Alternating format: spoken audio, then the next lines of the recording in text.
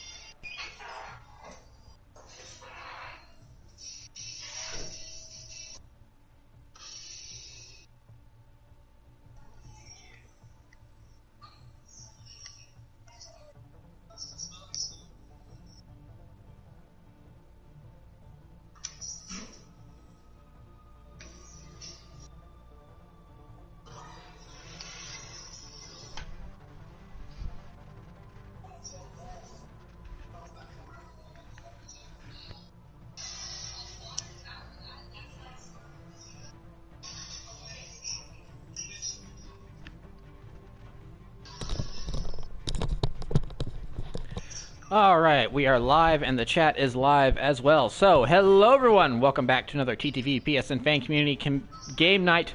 Tried to go through that too fast. I stumbled over it for the first time in a long time. But hello. So welcome back. I am Prince12 once again, joined by Coca-Cola. Cracking open a cold one with the boys. It's summer now. Yes, indeed it is. And then we are, of course, also joined by Daxter Corp HD. I'm the one guy who didn't watch the stream. Oh, interesting. So that's gonna be okay. That'll be interesting. So yeah, and then later on we may also be joined by Sushi Yoda, who is always in the chat. We are unsure if he will be able to make it at this time, but he may be able to join us later. But for now, you have the three of us. So a disclaimer right off the bat: if you're coming into the stream expecting our usual shenanigans of decent gameplay where we win a little, we lose a little, but we have some great epic moments thrown in. What? Decent? I mean, it depends. We have our fair run of bad luck where we just get stomped into the ground, and then we come back in an epic clutch fashion. If you're expecting that type of gameplay today, I am sorry to disappoint you. That's probably not what's going to happen, because we are going to be focusing on the discussion today, and that discussion will be centered around the PlayStation 5 reveal event from last Thursday. That's right, the future is Nigh. That is the name of the stream, and that is what we're going to be talking about today, is the PlayStation 5 and all the things that will be coming to that console very, very soon when it launches in the future at some point. We still don't have a date for it. So we will go ahead and get started with that conversation. I will get us started in a match. So Daxter did not watch the stream, as he has just dropped that bombshell on me. But I'm guessing. Oh, and Sushi Yoda is in the chat there. Hello, Sushi. But so I'm guessing he's seen like the roundup of news, so he'll be able to Yeah. He's seen the roundup of news. All right. So then Loka, I pose this question to you as we're waiting for a match to be found. What did you think of the stream?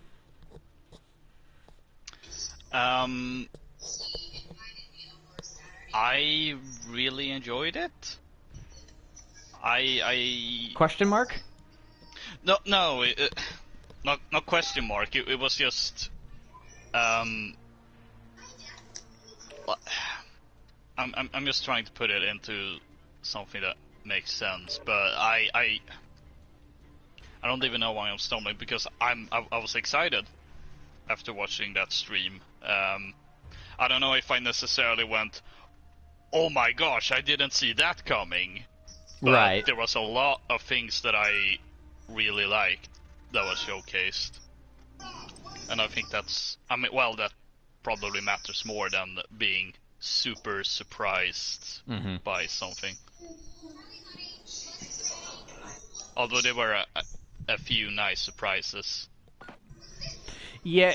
This was definitely a stream of there weren't really many out of nowhere surprises. There were things that we could guess, and there were things that we had guessed in the past, but still to see them, it was very exciting, and you did have that little sense of quote-unquote surprise when it showed up and you realized that's what you were seeing. It's like Sony hasn't really had a great big, oh my gosh, this is sort of kind of coming out of nowhere surprise since, I want to say, E3 2016, whenever they did God of War and Spider-Man reveals, because there had been rumors, but nothing really concretely confirmed, and then everyone wasn't really, excited by said rumors. It's like, oh yeah, that could be a thing that might happen, and then when it was unveiled, when E3 Sony E3 2016 opened up with an orchestra, and then they were playing the new God of War theme by Bear McCreary, and then a little while later we got the Spider-Man teaser and it was revealed that Insomniac was going to be developing it. It's like, those were some big nice surprises that then got us excited. But I'll agree that this stream, there weren't really these out of nowhere, out of the blue surprises, but there were things that we guessed. But it was still satisfying to, oh my gosh, is that a cluster strike? They put a cluster strike on our spawn, but there was some nice stuff too. Is that a guy in the what? I am blind. Yep. So this is this is pretty much how the stream's gonna go in terms of gameplay. I apologize. Oh yeah. So Sushi's bringing up the Crash remasters. That was from that same. That was a surprise. That I don't think that had even been rumored. E3 2016, they had the Crash Bandicoot remaster unveiled. That was a big surprise. That's a good remembering that, Sushi. So Insane Trilogy. That makes more sense. Yeah. No. I'm not talking about this stream. They did not stealthily reveal a new Crash game, and you guys just completely missed out on that information. Sorry. Now that would have been strange. Yeah, that would have. It's like, oh yeah, Sony unveiled a new Crash game coming to the PS5, and no one noticed. Yeah, no, that's not what happened.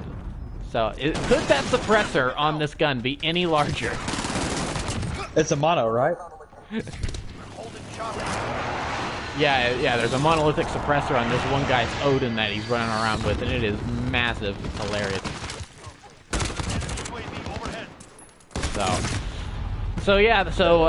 I really enjoyed the presentation. It didn't hit me until after it was over, but it's like, oh, hold on, this was E3. This was Sony E3 for this year. I mean, basically. I mean, there technically there is no E3 this year because it got canceled, but all the game companies are still holding their big events in the summer, like when they would be regularly hosting E3.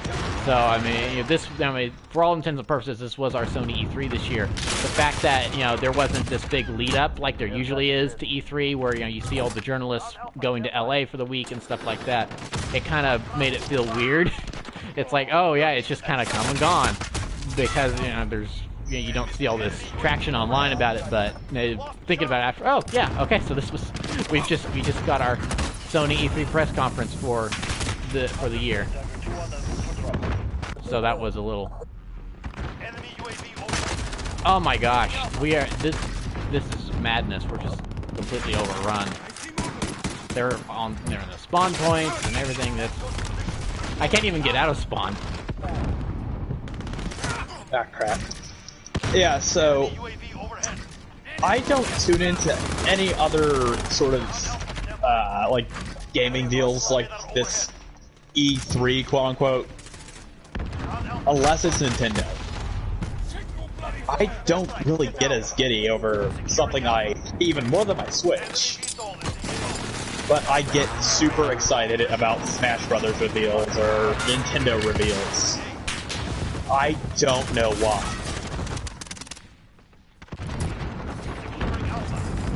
It could be that they do it better.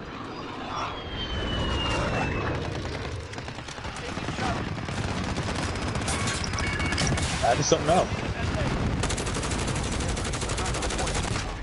Well, of the group, you're the one that's a little more console agnostic. I feel like.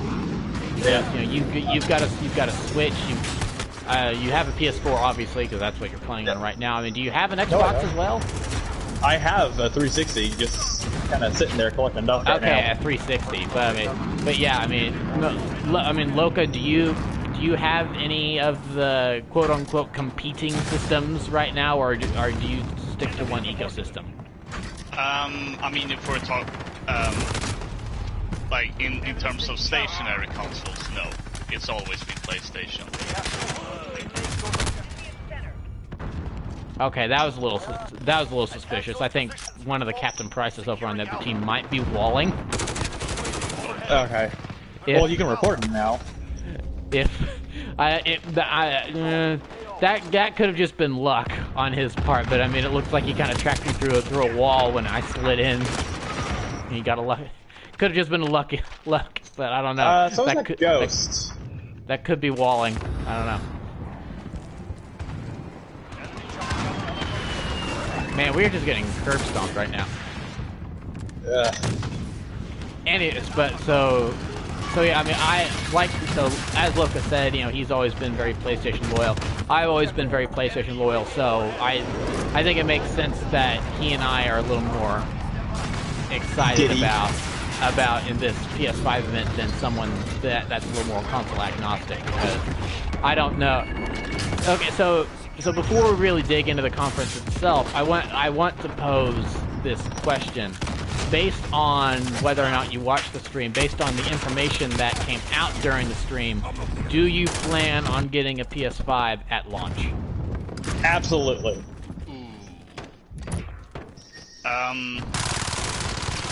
So here's the thing, I still haven't decided, but it's not really anything to do with what has been showcased, but because based on that, I would, yes, get it on day one. But the reason why I haven't decided is because of other factors, like, for instance, I have a ginormous gaming backlog, and I still, like, an enormous backlog for basically all the consoles I own. But with so the why PS3, add another one to that? Yeah, but and with the PS3, I at least felt I had played a lot more games where I felt like, yeah, sure, there were some really big ones that I had missed, but I felt I had gotten the one that were important, that I felt were the most important to me at least. Whereas I'm still not quite there with the PS4. But yeah, as I said, like it just abort mission, regroup. Because of the backlog. But on the flip side, if I'm like, I don't think I'll be done with my backlog in like even 10 years. So I don't know how much of a factor that should play into. Okay. And then there's also the whole like like, will I get, like, is it gonna be a bad time for me when it releases? Because that has been the case for at least every game I've been looking forward to this year, that I have, like, well, I kind of had to skip out on the launch because I really didn't have time on that. But then I'm also looking at, like, how next year is gonna be, and I'm like, well, if I think like that, there's never gonna be a good time. Right, and then there's also the fact it's like, forget what next year is going to look like, what does next month look like? Yeah, that too. That is such a relevant question right now, more than any other time. So it's like that. I mean, so one thing that they did not reveal in the stream, and so this is getting into Sushi's point that he put in the chat about the question: are you planning to get the console at launch? He says no. We really know nothing about the function of the console, and that's true because this stream was more about the games, and they also just threw in what it looks like as just like a little extra. Just a little extra tidbit. Yeah, I honestly was not expecting them to unveil the look. I thought that was going to come later when they got into like all the specifications and stuff. I was surprised that they showed off the look of the console. I'm not complaining. I think it looks gorgeous. I really like the look of it, but I wasn't expecting them to unveil the look. So, we don't have pricing. We know some of the specifications of underneath the hood because they've done those Wired articles. Mark Cerny had that stream a couple months ago where he went into some of the stuff about the SSD and all that. But there's still a lot of open questions. The price is a big one. The release date is a big one. So I'm still a little trepidatious. I'm not sure it's actually going to come out this year still. I know in some of those reveals, they said, this game is coming out on PS5 in fall 2020, but games come out with launch windows all the time, only to get pushed. The Last of Us Part 2 is just now coming out this week, when it was supposed to originally have been out in February of this year. Then it got pushed to May of this year, and then a month after their reveal, where they announced it was going to come out in May, they pushed it back to now. So obviously games get pushed all the time. With the stuff going on in the world right now, there's a big old question about what the state things are going to be in, to a degree. It's like, well, they still may not be able to release the console the way they want to. So these games that they wanted to have out at launch with the console, the games may not be quite ready to go, and then on top of that, the box may not be ready to go because they're not able to manufacture enough, because they're not able to ship enough, and because they're not able to get the parts in because of all this stuff going on with the virus and stuff like that. So that all remains to be seen. So Dactor says yes. Loka says maybe, based on a couple factors that have yet to be decided upon. Sushi says no because again, factors that have not been decided upon. He also says if it has backwards compatibility, and what he means by this is backwards compatibility with more than just PS4, I believe, then I'll consider, but I'll probably wait a year or two. So my answer for right now is dependent on one great big factor. And I will get into what that factor is in a second, because let's go ahead and talk about the conference itself. So I think it started out a little interesting, because the first thing that popped up was the Rockstar logo. Oh yeah. And so everyone was like, "Oh, it's going to be the GTA 6 reveal or something like that." And then it had a little PS4 logo up on the screen. And then it's like, oh, well, hold on. This is just GTA 5 being played on PS4, and then it was just the announcement. Hey, guess what? Remember this game that came out on the PS3 and the Xbox 360 that we ported to the PS4 and the Xbox One? Well, we're going to port that same game again to the PS5. So, dude, they have to. It is one of the best-selling games of all time, and they're actually doing something interesting. Is something that I thought is that I knew they would have to do eventually, just because of how many people already have their hands on this game, and how many more hands they can, it could be one of those things like, well, everyone could own this game in the world. Is that PS5 owners will get I don't think it's the single player game, but it is GTA Online. The online component will be free for everyone to play on PS5 when it launches. Is that correct? If I'm remembering that correctly, Loka? I'm not sure actually what. I think that's it. Something like that. Yeah. I think that is it. Is that PS5 owners will get GTA Online for free on the PS5, and then people that already That's kind of generous, honestly. Honestly, the online component at this point has more content than the single player version. So that's definitely. So that's definitely very generous. You're right. And I knew that was something like this was going to happen eventually. I was more thinking that eventually it would end up on PS Plus. So hey, it ended up on Epic Game Store. Right. I mean, yeah, it ended up on Epic Game Store. So I had been kind of thinking that it would end up on PS Plus at some point. But I mean, so instead they're doing this, which is an interesting move. So I suppose, spoilers for a far in the future game night, we will eventually be having a GTA Online PS5 game night in the future because it'll be free. That will be interesting. Yeah, that will be interesting. So I've never played a GTA game before, and GTA, I've always had this. I don't want to call it a morbid curiosity about GTA 5, but I've always kind of been curious about GTA 5 because of the online component. Honestly, from the stuff I've seen from the online component, it's like, add giant robots to this. This is legitimately the perfect Transformers game. Can they make this game, please? That came out of nowhere, I would say. I am sorry, but...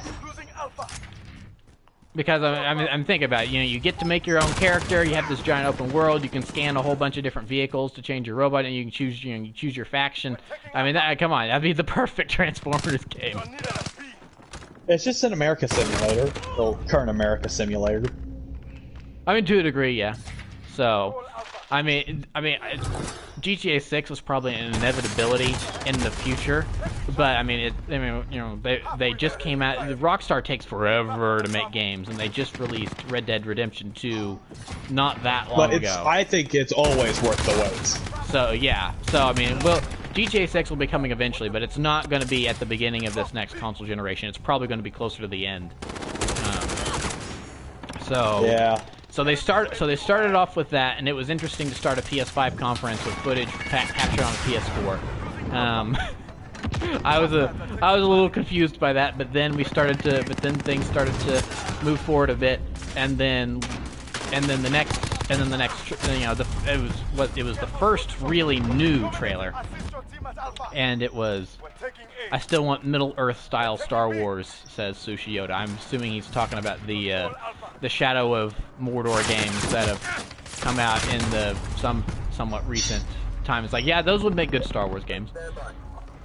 That's just a KOTOR game in the making. I mean, yeah, it would be kind of KOTOR. I think I'd enjoy it more than Jedi Fallen Order. Ooh, all right. So, yeah.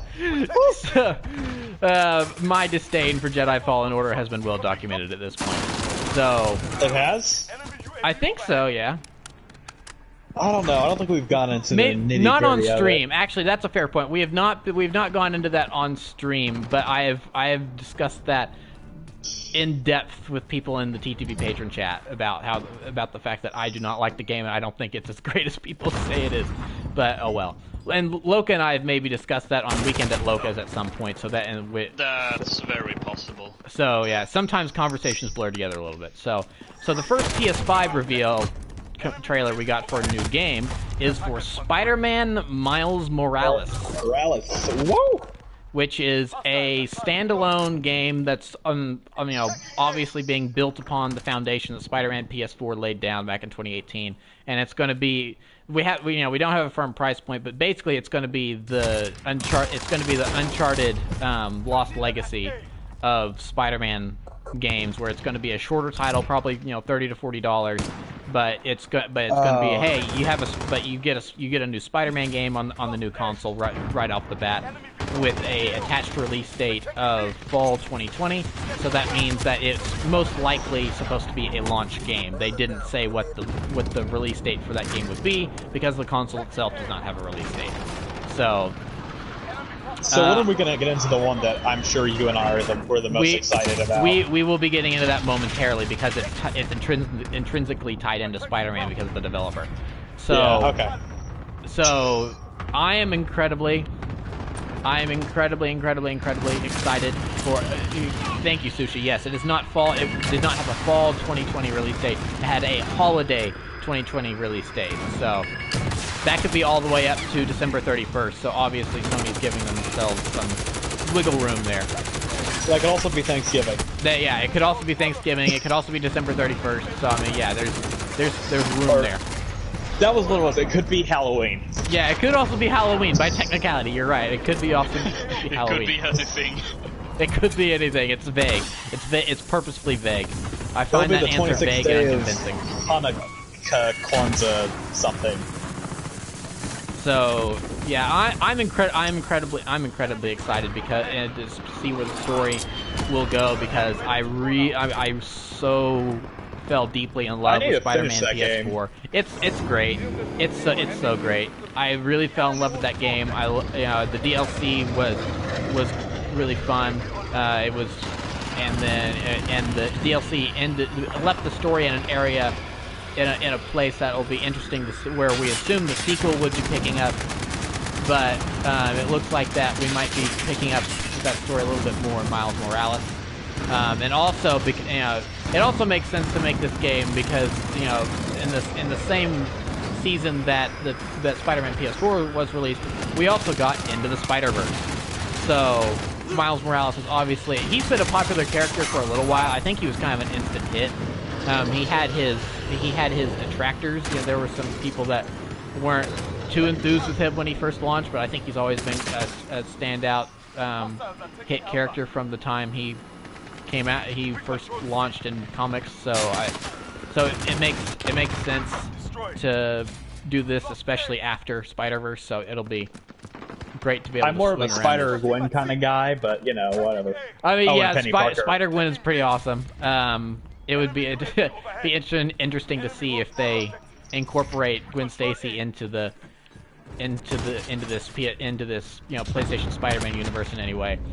But for right now, I'm excited to see where Miles' story takes us. And that was so they revealed it, and I was briefly disappointed because the way the trailer started out, there was like lightning effects on someone's hands, and I'm like, is this an Infamous game? Is this an Infamous game? Please be an Infamous game. And it's like, oh, it's Spider-Man. It's Electro. Oh, it's Spider-Man. It's like so. I was very briefly let down, only to be elated moments later. But so, Loka, it sounded like you're about to give your thoughts. So, your thoughts? Well, I don't really have much to add except that I'm obviously excited for the new Spider-Man. My only question is, will it take as long as it took me to beat the first Spider-Man game this time as well, or am I gonna make it shorter? If it does take you as long, Loka, then there's definitely something wrong with you, because as I said, it's probably going to be a shorter game, so there won't be as much to do. So but so yeah, eventually that will be a Let's Play on the channel, since I did a Let's Play of Spider-Man PS4. So obviously I will be continuing the Spider-Man series. So spoilers for the future there. I can't wait to get into it. Hey, stop it! There are people who haven't heard about your Let's Play. Come on. I mean, anyway, so let's see here. After that, there were some other reveals of some smaller titles, because there was a nice mix of games here. There was a lot of Sony first party stuff, and then there was also some indie stuff. It's what is it? Annapurna. Annapurna Games had two games: the one that they are developing and one that they're publishing. Like the cat running around in the robot world after the humans have all died out, whatever Stray, that's the name of that game. Yeah, that's one that they're publishing, I think. So that's there was a good showing of all these all these different games. But you know, I was kind of going, okay, I'm interested, I'm invested. Tell me more. But then you know, I was crossing my fingers. Yeah, I had my fingers crossed this entire time. It's like, are we going to see him? Are we going to see my buddies? Are they going to show up? And we did. And we did. So, trailer opens up. So, fashion. you know, PlayStation Studios, some nice grass, this little alien bug, and I'm like, oh, is this what I think it is? Is this what I think it is? Portal opens up from the sky. Ratchet and Clank come falling out of the portal. We're back, boys. The boys are back. Woo! Yeah, baby. So, if you're new to listening to these streams, we'll quickly fill you in. Loka, Daxter, and myself are big fans of the Ratchet and Clank series. Daxter's name is even somewhat derived from the Ratchet and Clank mythos because his name is Daxter Corp HD. That Corp being taken from Megacorp, from Going Commando, if I'm not mistaken. Correct? It's a dumb name, and I was 12. we all have dumb names from when we were 12. So I've embraced it though. So yeah, I mean, this was a jump up out of my chair and scream in victory moment right here. You know the SpongeBob GIF where he's in the crowd and he's screaming at the people sitting next to him. That was me, except I was alone in my film room, and I was screaming at my minifigures because I didn't know. But yeah, that Sniper. So yeah, that was me. I was very excited. So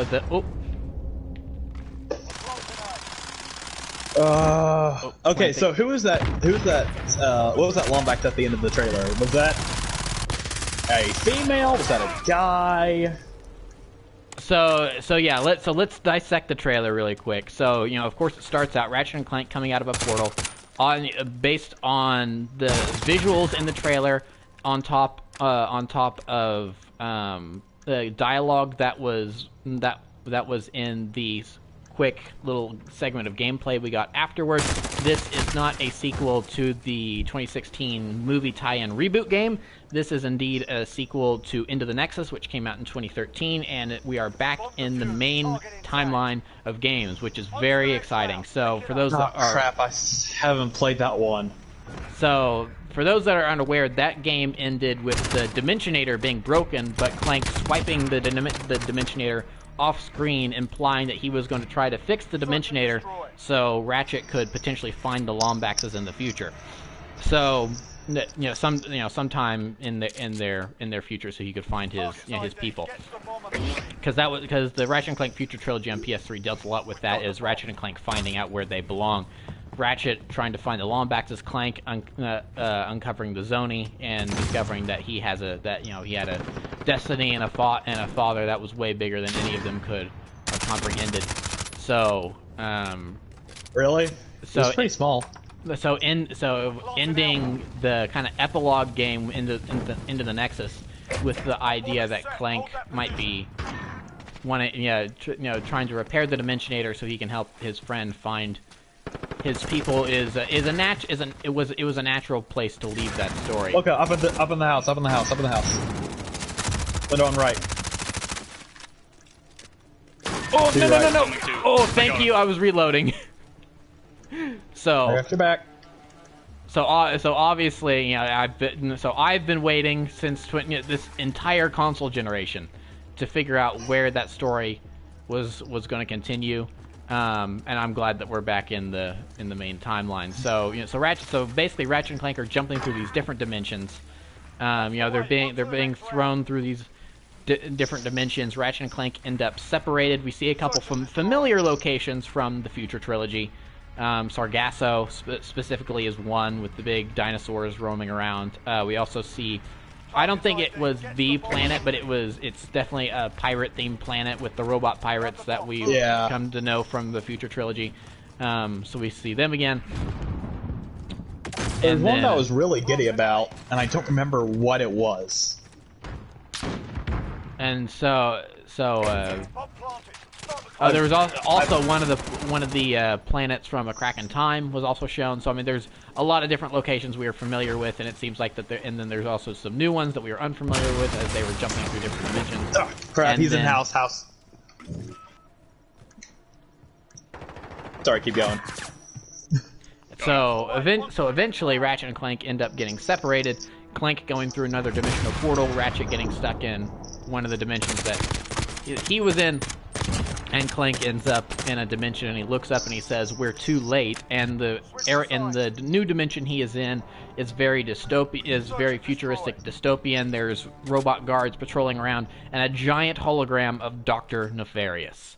So in this dimension, Dr. Nefarious has obviously won some sort of conflict, and he has taken over the universe, and he's taken over that dimension. I kind of feel like that this could be a Phineas and Ferb type situation where, they go into the second dimension and that Doofenshmirtz is way more capable and way more evil, and he's actually competent at his sniped, and he's competent at his job.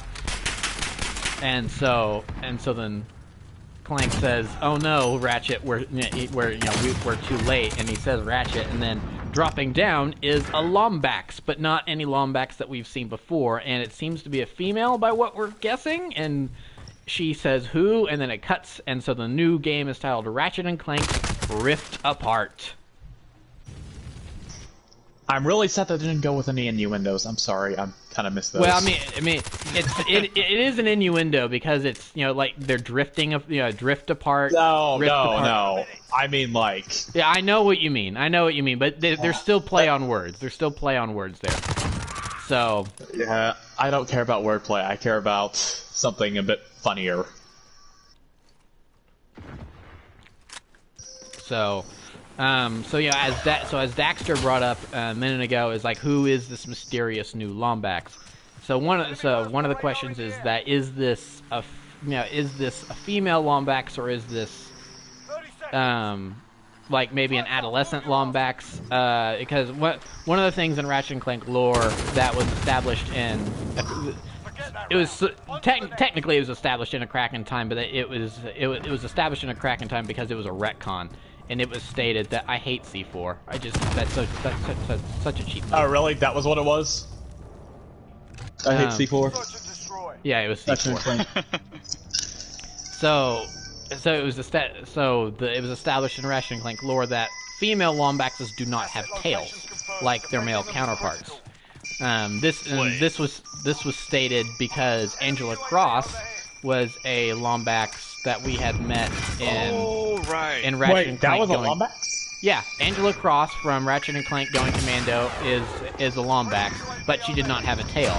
So on the radio stations in A Crack in Time, you could hear the different anchors talking and discussing things, and it was stated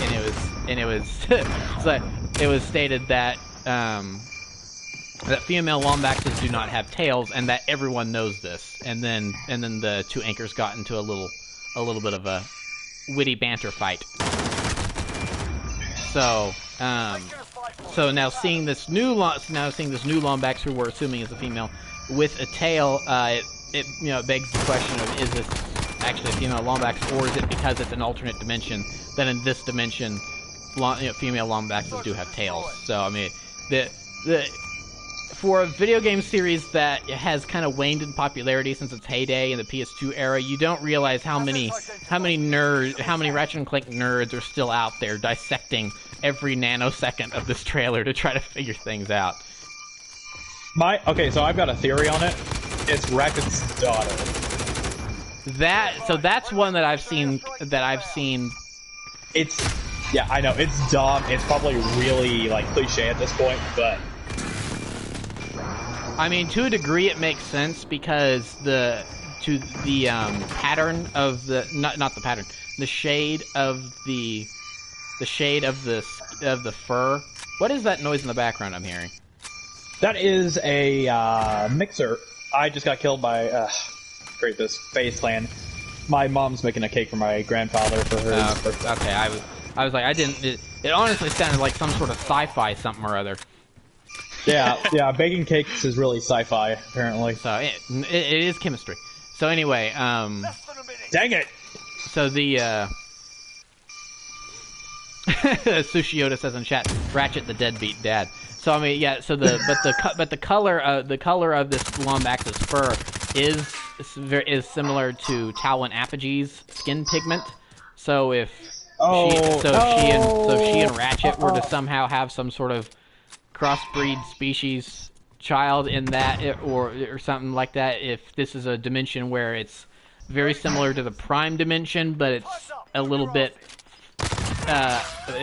forward in time, or something like that, that could make sense. It could also be Ratchet's kid with another Lombax from that universe where the Lombax has never went missing. I mean, there's so much information we don't know right now that'll be interesting to uncover in the future. The prevailing theory right now is that this is a Lombax where she essentially serves as the Ratchet of that dimension, of that universe, where sort of kind of either in to go back to Spider-Man, a Miles Morales type situation where the original Ratchet in that dimension died and she had to take up his mantle as the hero of the universe, or just that there was not a Ratchet in that universe, but she still serves that purpose. Yeah, but that theory's dumb because it doesn't mean I can do my shipping triangle. Oh, okay, yeah, let's not. Let's try to avoid that as much as possible. I've got a whole list. Oh no. I'm afraid. Don't worry, it doesn't get into anything too gross. It just gets into something more hopeful. And Apogee was never one of those choices. Well, I mean, in current canon, they're technically an item, so... Yeah, but comic books don't count. No, except Into the Nexus confirmed it. Dang it. Fine. But I believe the true mother is someone who names with Mangela Bros. That's the way. On to the next round. No, big secret. Oh, no, it was me. Okay, I was about to say, was I the one that got the last kill, or was it someone else? I couldn't tell. Alright, never mind. No, that was you. So yeah, I'm very excited. Obviously, you guys are excited. Do you guys have any other thoughts on the? Because we also saw a bit of gameplay. Do you guys have any thoughts on anything else we saw? Anything that you wanted to talk about Ratchet and Clank related that I've not touched on yet, or? Who did Clank get with? Was it that robot chick from 2, or was it the help desk lady from 1? You know, he's kind of had a couple different little ladies relationships. If we count Secret Agent Clank as canon, which not many people do, and even I'm not 100% sure where I count that in terms of canon. It's just kind of a fun spin-off. The help desk lady seems to be a prime candidate, but I mean, I don't know. I feel like Clank is just too busy to. Yeah. Because think about how much has changed since those early days of Ratchet and Clank. The first one going commando up your arsenal. Very, the characters are very different. So okay, so that is one thing I want to talk about, is the fact that it's a continuation of the previous games and not of the PS4. I was gonna bring that up. So you want to say something about that? I do kind of want a 2 remake in a similar vein, but without any stupid celebrities that are from previous Disney Channel shows. Without no Bella Thorne voiceover. Her voice acting was atrocious. I won.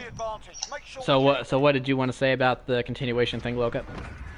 I just want to say that I was actually genuinely surprised that it's a continuation of the previous timeline, I guess, and not the remake/reboot.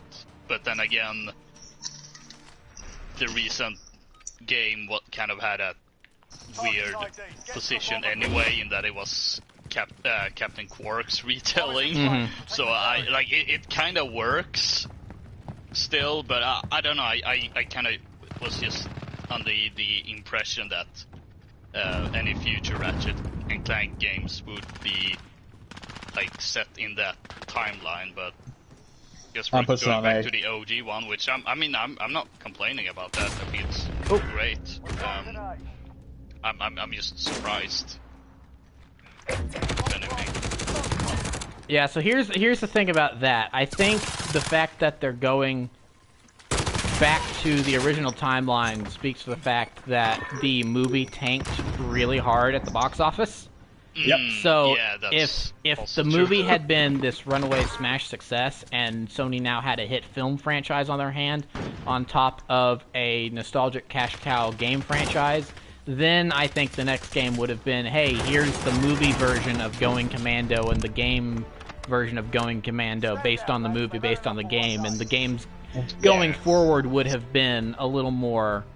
Well, and even then, I kind of had these rough drafts in my head of where the movie story could go. It's like it was a cross between the Going Commando story while also being a cross between the Tools of Destruction story, because it's like, because the Ratchet and Clank series has 10+ games in it, and there's a lot of story there. So do you want to really try to make 10+ movies, or do you want to focus on a trilogy?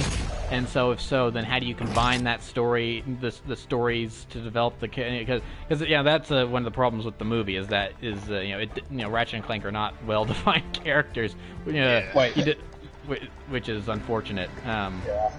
And honestly, I think it's one of the I don't think the movie would have done well regardless, because it is a little more of a niche franchise. But if the reviews had been good, it would have done a little better, and it maybe would have found a little bit of a cult following on home video, and of course the video game would have helped. And then maybe we could have gotten like a direct to PlayStation VHS. Plus. No, a direct to PlayStation Plus subscribers sequel. Because the movie did not cost that much to make. I don't believe they made it pretty cheap. I think they spent a lot of their budget on the celebrity voice talent that was not needed, like Paul Giamatti as Chairman Drek and Bella Thorne and that one character who's I've just wiped from my mind completely. I can't even remember her name. Which one? The science lady? No, that's Rosario Dawson. I actually liked her. No, I'm talking about the commando girl that was on the Rangers. I can't even remember her name. Bella Thorne. Yeah, her characters. Like, it's not going to matter because those characters aren't going to pop up ever again. They were just one-offs from the movie. Or human. Stallone. Yeah, I mean. Oh yeah. Yeah, he did not need to be in the movie either. It's like I enjoyed. I think he had fun with it, and I enjoyed his performance. Like he has that one line about how do we get rid of the Rangers. And he's talking about beating them over the head with a big rock, and Nefarious and Drek look at him like he's an idiot. And he just goes, "Rock."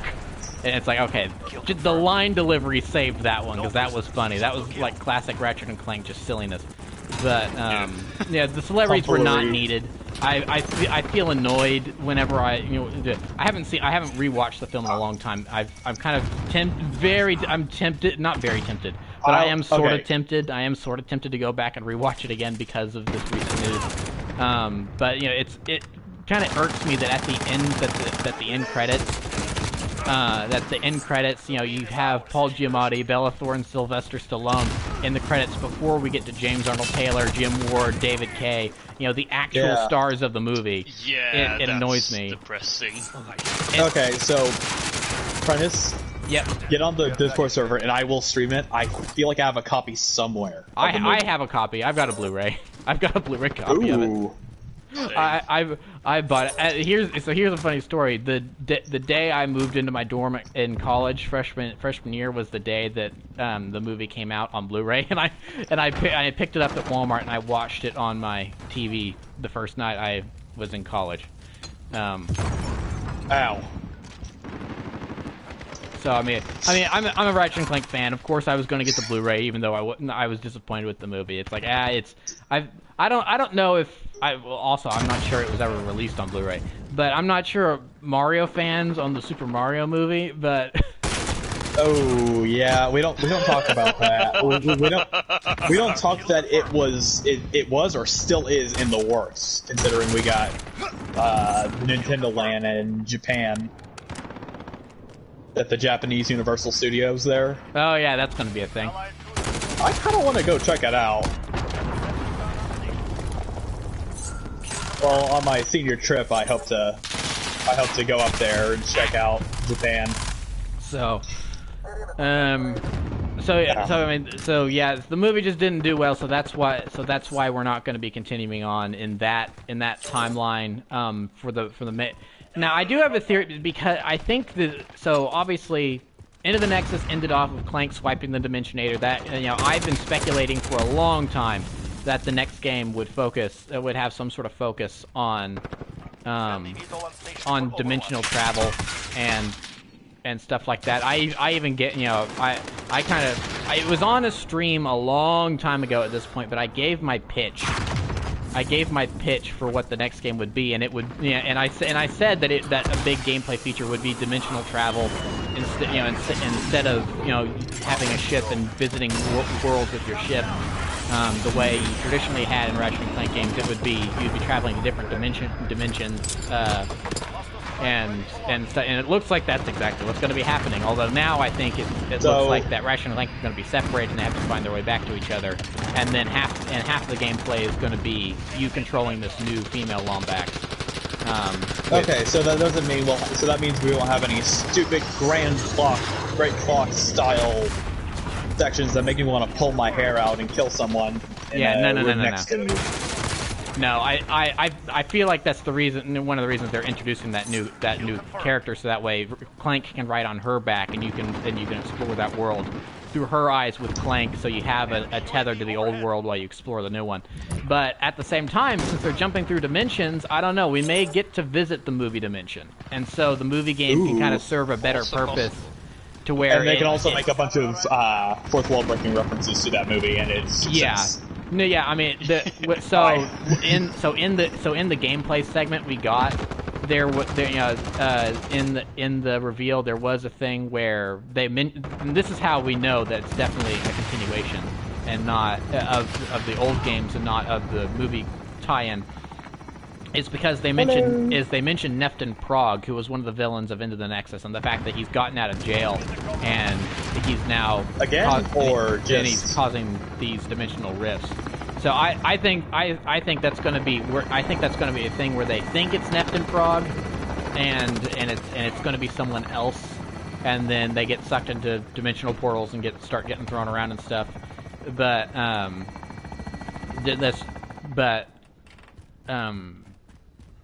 I forgot where I was going with that. There's so many thoughts swimming around my head. I apologize. But it's okay. Calm down. Do you need a paper bag or something? No, I don't need a paper bag. So with right. So there's been time. So the time that we have had. It seems like that there's going to, since they mentioned that it's been that Nefton spends all these years in prison, and then he gets out and starts opening these portals. It seems like that there's going to be a time jump in between.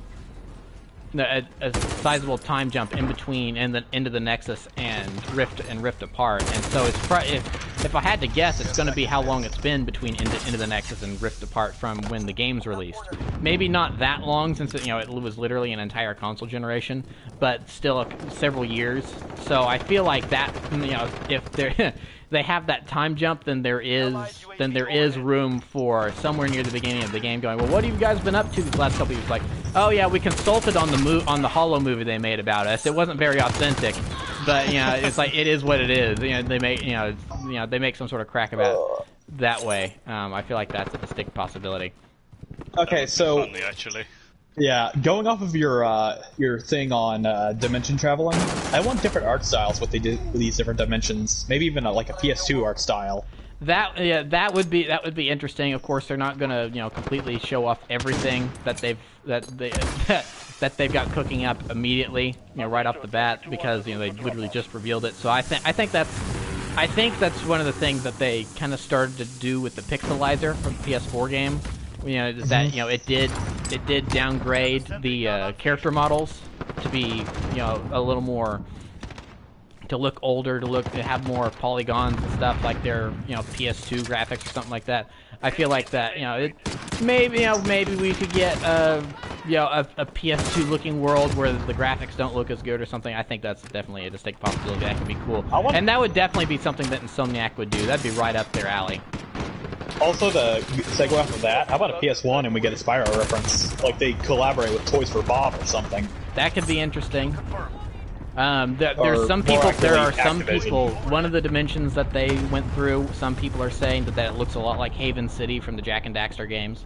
Yes, that's what it was. That's what it was. I don't personally subscribe to that theory because in the one that people are saying it looks like Haven City with the flying cars and stuff, it looked it looked like you could see people on the ground, and it looked like that's the citizens of this dimension are like geometric shapes with arms and legs.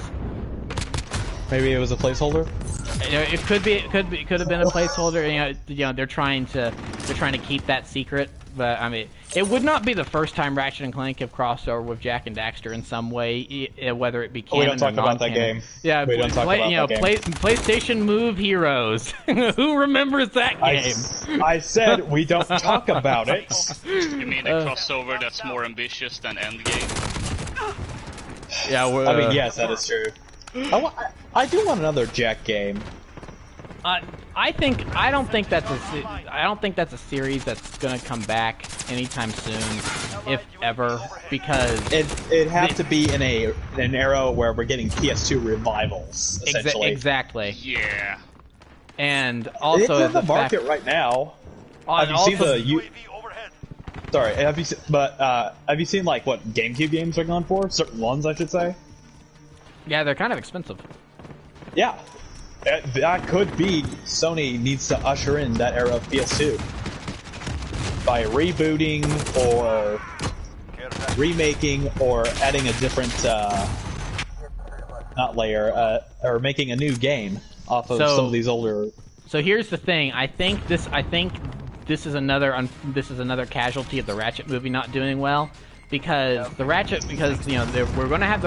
the Ratchet movie and we were also going to get a Sly Cooper movie. Well, that's been dead in the water for years. That's why. that kind of makes sense. Then they said that they're turning Sly Cooper into a TV show. That was years ago as well. We haven't heard anything about that either. I think that project's probably dead as well.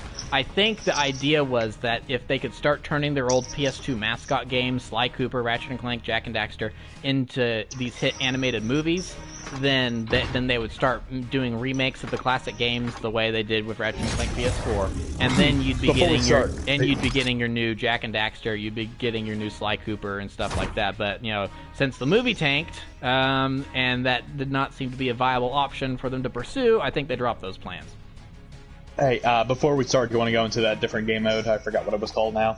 Yeah, we can go ahead and try that. All right, thank you. So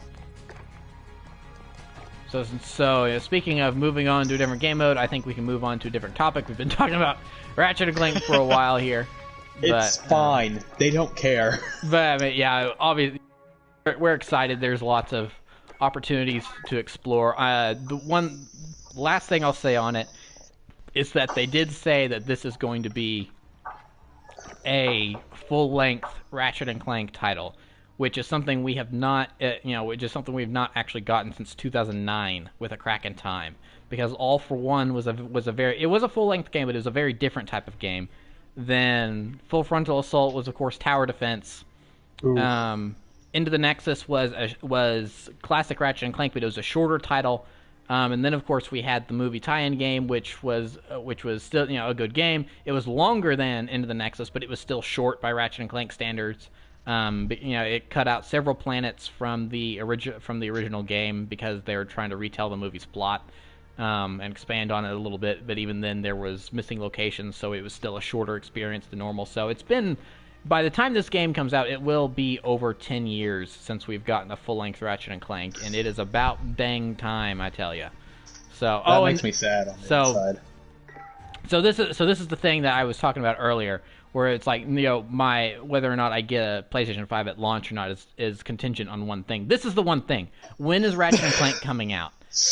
Because they did not announce a date for it. It didn't have a placeholder date like Spider-Man Miles Morales did or anything like that.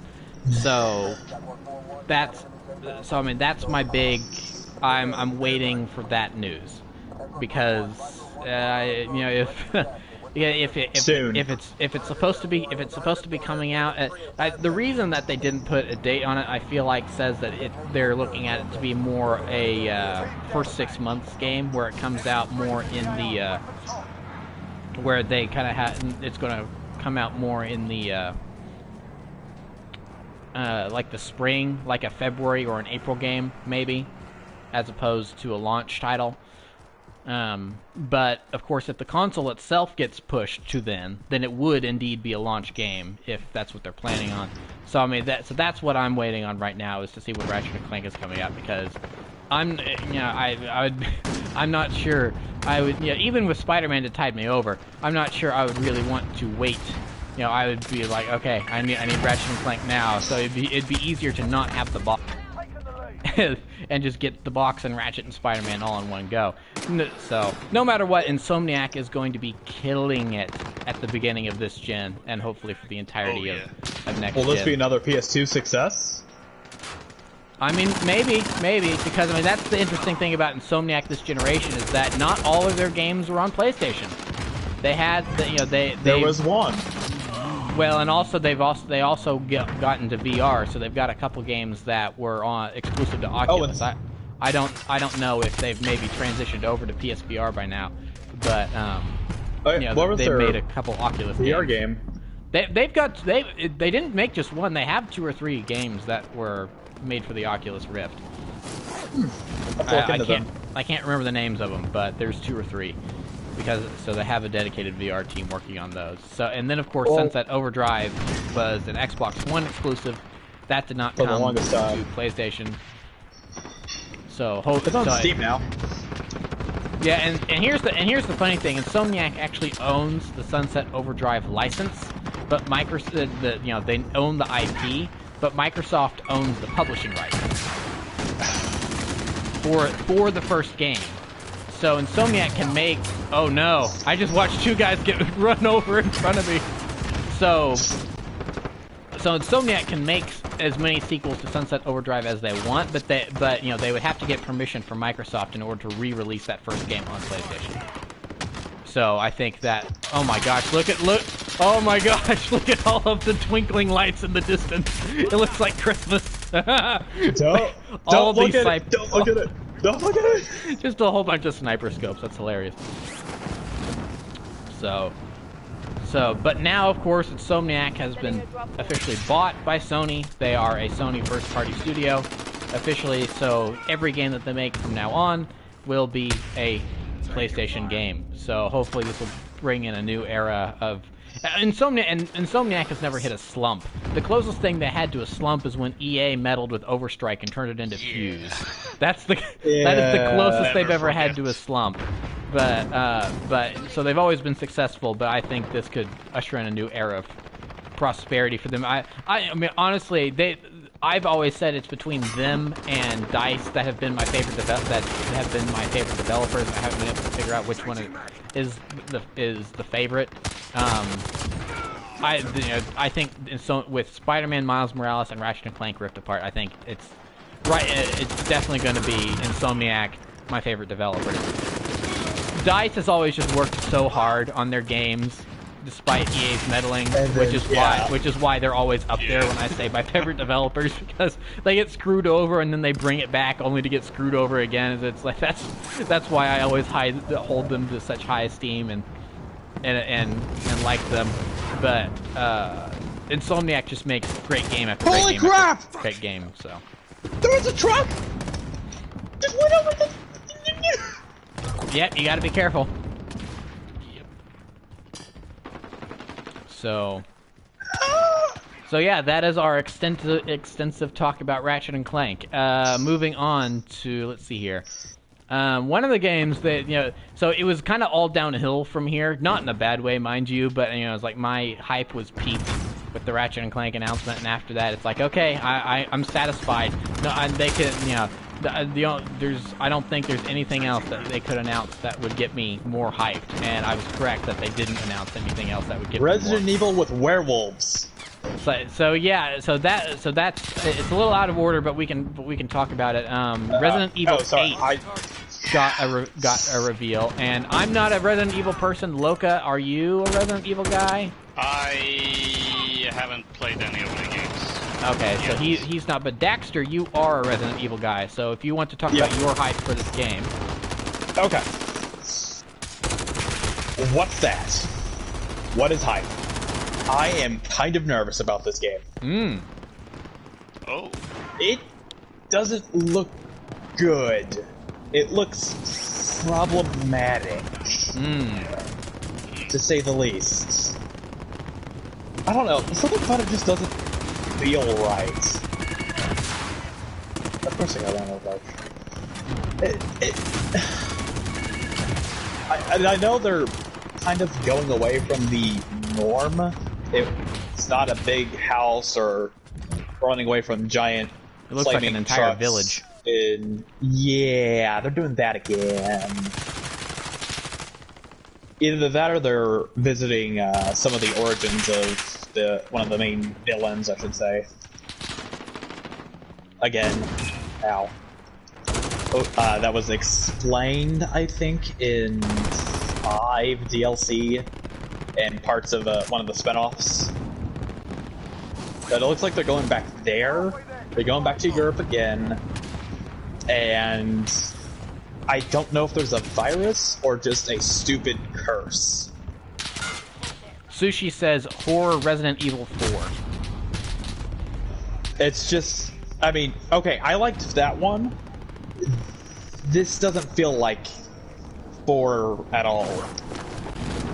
It feels different. I don't know why. I don't know. What does Sushi think? He may be typing. I'll relay his information when he puts it into the chat. So I mean, it was interesting because I was, as I was watching, I was conversing with people in the patron chat about it. A couple people were not sure if it was a Resident Evil game. I was thinking to myself, I don't know, this kind of looks Resident Evil-ish to me, and I know nothing about these games. So obviously, to fans of the series, I guess it does maybe look slightly different compared to what's come in the past, considering that although they weren't able. There is one thing about that game: it's a sequel. It is a sequel to 7. Right. Oh, what? Chris and Ethan are name dropped. Gosh. Someone from the enemy team just landed their helicopter over in our spawn and put a bouncing Betty down next to it. So I went to get in it, and it blew up. Clever girl. Okay, where's the truck? I don't know about a truck, but oh, here it is. It's driving up now. I see a few over here. I'll show you. Okay, so Sushi says in the chat, I don't play Resident Evil, but I heard that it's the same village from 4. Is that confirmed or a theory? And I know I'm asking someone who can't type who probably can't type super duper fast.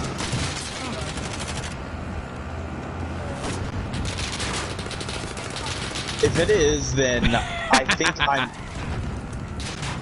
think my fears are slightly alleviated, because that is the same castle. That is a very similar looking Spanish style castle. So there's also rumors going around that the way they've been doing remakes of Resident Evil 2 and Resident Evil 3, they're now working on a remake of, oh my gosh. It's already perfect. Is that they're working on a remake of, dang it, I blew my chance, I blew my shot. There were these snipers just sitting up here, they're totally oblivious. Veronica. Well, there's rumors about that they're remaking both. That they're remaking both 4 and Code Veronica. Perfect. And that's the thing, is that a lot of people go, well, 4's perfect, how do you remake that game? Yeah. They'd have to seriously change it up. That was basically a topic of one of the gaming podcasts I listened to when they were talking about the rumors, like, how exactly do you remake Resident Evil 4? Basically just update the controls and graphics or something like that, and that's it.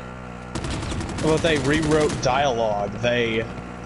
retooled some of the characters. They added in new areas occasionally. They redefined what those games were on the PS1 3 times now, with some different reactions, I should say. Mainly with 3, but if you look at what they did with 1 and 2, they're completely different beasts from the originals.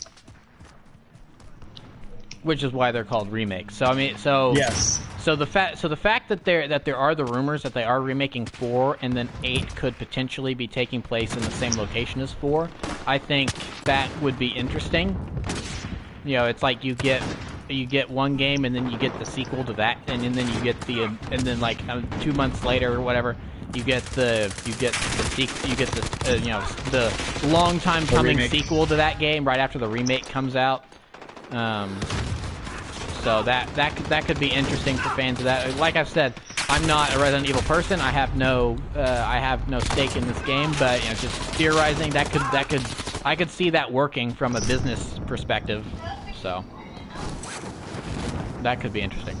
So Sushi says, is the Star Wars presentation tomorrow? It's not. So to clarify that, it's not a Star Wars presentation. It's EA Play, but I think a big part of it will be the Star Wars Squadrons reveal, which was leaked. Oh, Squadrons. I'm sorry, I don't keep up with. Squadrons leaked a couple months ago.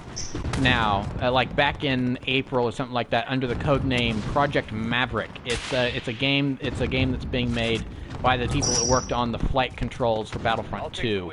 Criterion? Yeah, Criterion. Thank you.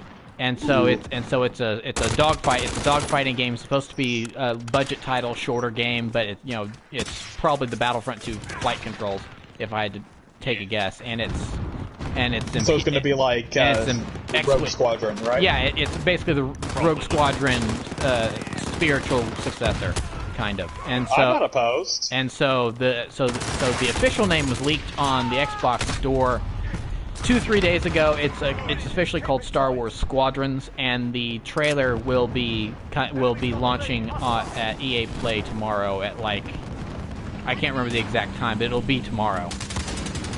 Wait. Okay. Hang on. Isn't EA Play on June 18th? Oh, is it? Yeah, maybe I I'm. think the case is they're showing the trailer early, but Okay, EA Play so maybe. is on Friday. Wow, that was close. Well, maybe there's a gameplay reveal at EA Play, but the. Yeah. Okay, maybe that's it. But the trailer is launching tomorrow. There is a countdown live stream timer on the EA Star Wars YouTube channel right now. So, okay. but that's just going to be for the trailer. It's not like it's going to be a big PlayStation type event where it goes on for an hour or something like that. It's just like, here's the premiere of the trailer, and that's going to be it. So I don't plan on tuning into that because it's just going to be that. So, but that'll be exciting. So I know it went a little bit off your track, Prentice, but what was the game after that? I really don't know the order of events. I just know the ones that I cared about the most. Right. So yeah, Resident Evil, that was closer to the end. We jumped around a little bit, like I said. But sorry. Let's see here. So after Ratchet, there was honestly, there wasn't, because I have these highlights in my head and kind of quote unquote timestamps in my head of where things were, and there was a lot of stuff so immediately after Ratchet, it was the Gran Turismo 7 reveal. Okay. Ooh, that would be beautiful. That actually, now that I think about it, that would be a really good game to launch it with, considering how good all these Gran Turismo games look even today. And I think it had a holiday 2020 tag on there. So it's launch game. And it looked gorgeous. The stuff they showed off looked gorgeous. It's just that I just didn't care at all because they had just talked about Ratchet and Clank, and I don't care about car simulators. So it's like, I don't care about this. I'm just going to sit here and geek out about Ratchet and Clank again. So then there was that. They showed off some smaller stuff. There is this one new game I can't remember the name of, but it looks interesting because the trailer started playing, and it's like, this looks like a Leica movie. This looks like stop motion. That's really cool. It kind of looks like Kubo and the Two Strings. And then so the name of it is Kena. So some people are pronouncing it Kena. Some people are pronouncing it Kenna. I go with Kenna because Kena is a water Glatorian from Bionicle. Who's the studio? It's a new studio. It's their first game. It's a pair of brothers from somewhere. Asia or I think Europe somewhere. Most likely Kena. Kena seems like a bit of a stretch, honestly, but yeah, but it looks like if Kubo and the Two Strings were a video game. It kind of looks like that. So it's like, it kind of looks cool. Yeah, I might be interested in that just for the art style, but I don't know. It's kind of that hack and slash Bloodborne, Dark Souls style combat by the looks of it, which I'm not enthused about based on my experiences with Jedi Fallen Order. But I mean, I don't know. I'll have to see more of it to see if I'm really interested in it. So that one looks interesting. I brought up Stray earlier, which is kitty cat running around in Robot Apocalypse. That's being published by Annapurna. Then there's another small title that I think is also being published by Annapurna. I can't remember the name of it, but it looks interesting because the trailer was delivered entirely without dialogue. It was just animations taken from the gameplay, and it was a funny dichotomy because there's this, it looks like it takes place in the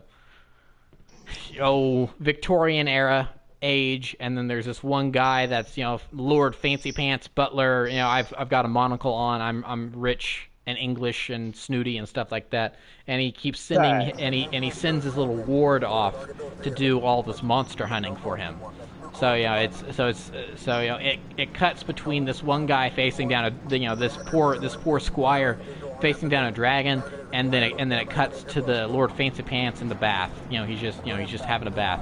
Then it cuts back, and the squire is is freezing on top of this mountain, and then it cuts back, and the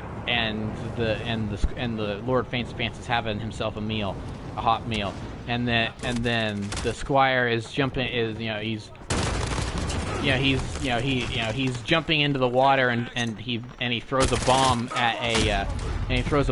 at a creature that's chasing him, and then it cuts Lord Fancy Pants, and he's in the bathroom, and he drops his own bomb, so to speak. Ew. I mean, that's legitimately a thing that happened in the trailer. So this is gonna be like a Monster Hunter style game? It's not. It looks like it.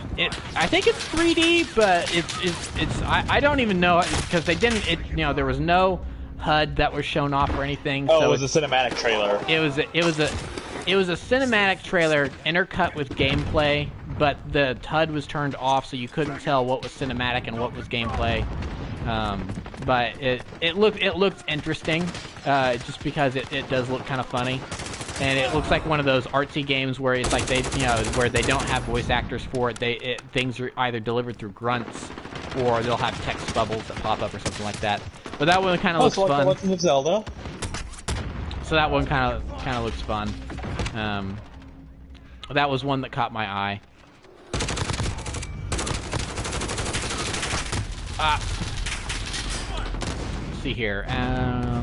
Kind of had some other smaller titles. That one looked like it could be interesting, but that game, along with honestly a lot of the other smaller games, were kind of like in the camp of that looks neat. I'm not sure I'm really excited about them, but I mean, this isn't my cup of tea. Well, and it's one of those things where they're also indies, so they're not developers you're familiar with. So it's like with Insomniac, if they had not, so as a hypothetical, if Insomniac had not shown off a Ratchet game and they had instead said, "Hey, here's this new IP we're working on," we would have gone, "Oh, okay, it's Insomniac. I'm immediately interested." Where with these other indie games, it's like, well, I'm not familiar with the developer. I don't know if we can really speak to the. It's like, and especially with the Kenna game, it's like that's their first game, so who knows how that one's actually going to turn out. So I mean, there's a lot of these. It's like, it looks interesting, but I can't bring myself to be excited for it right now. I don't know the track record of the dev, so I'm not really sure what to expect right now.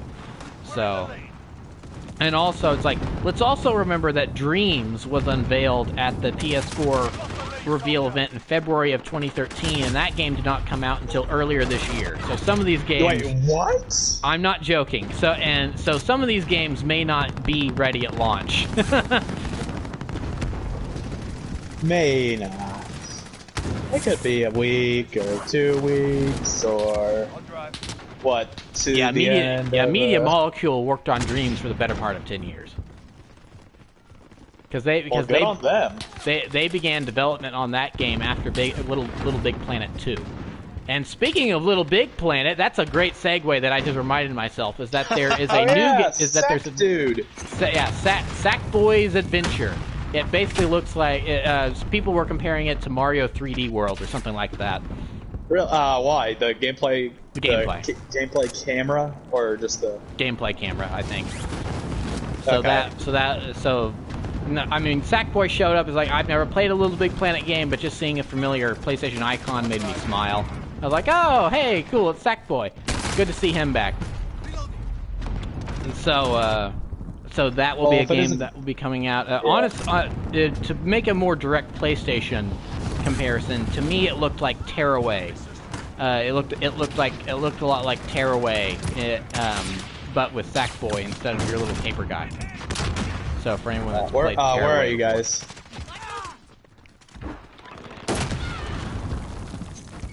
Where are you guys? Just no. Where are you? Where? I don't know. All these buildings look the same. I know what you're driving around in. Okay. Did he get a vehicle?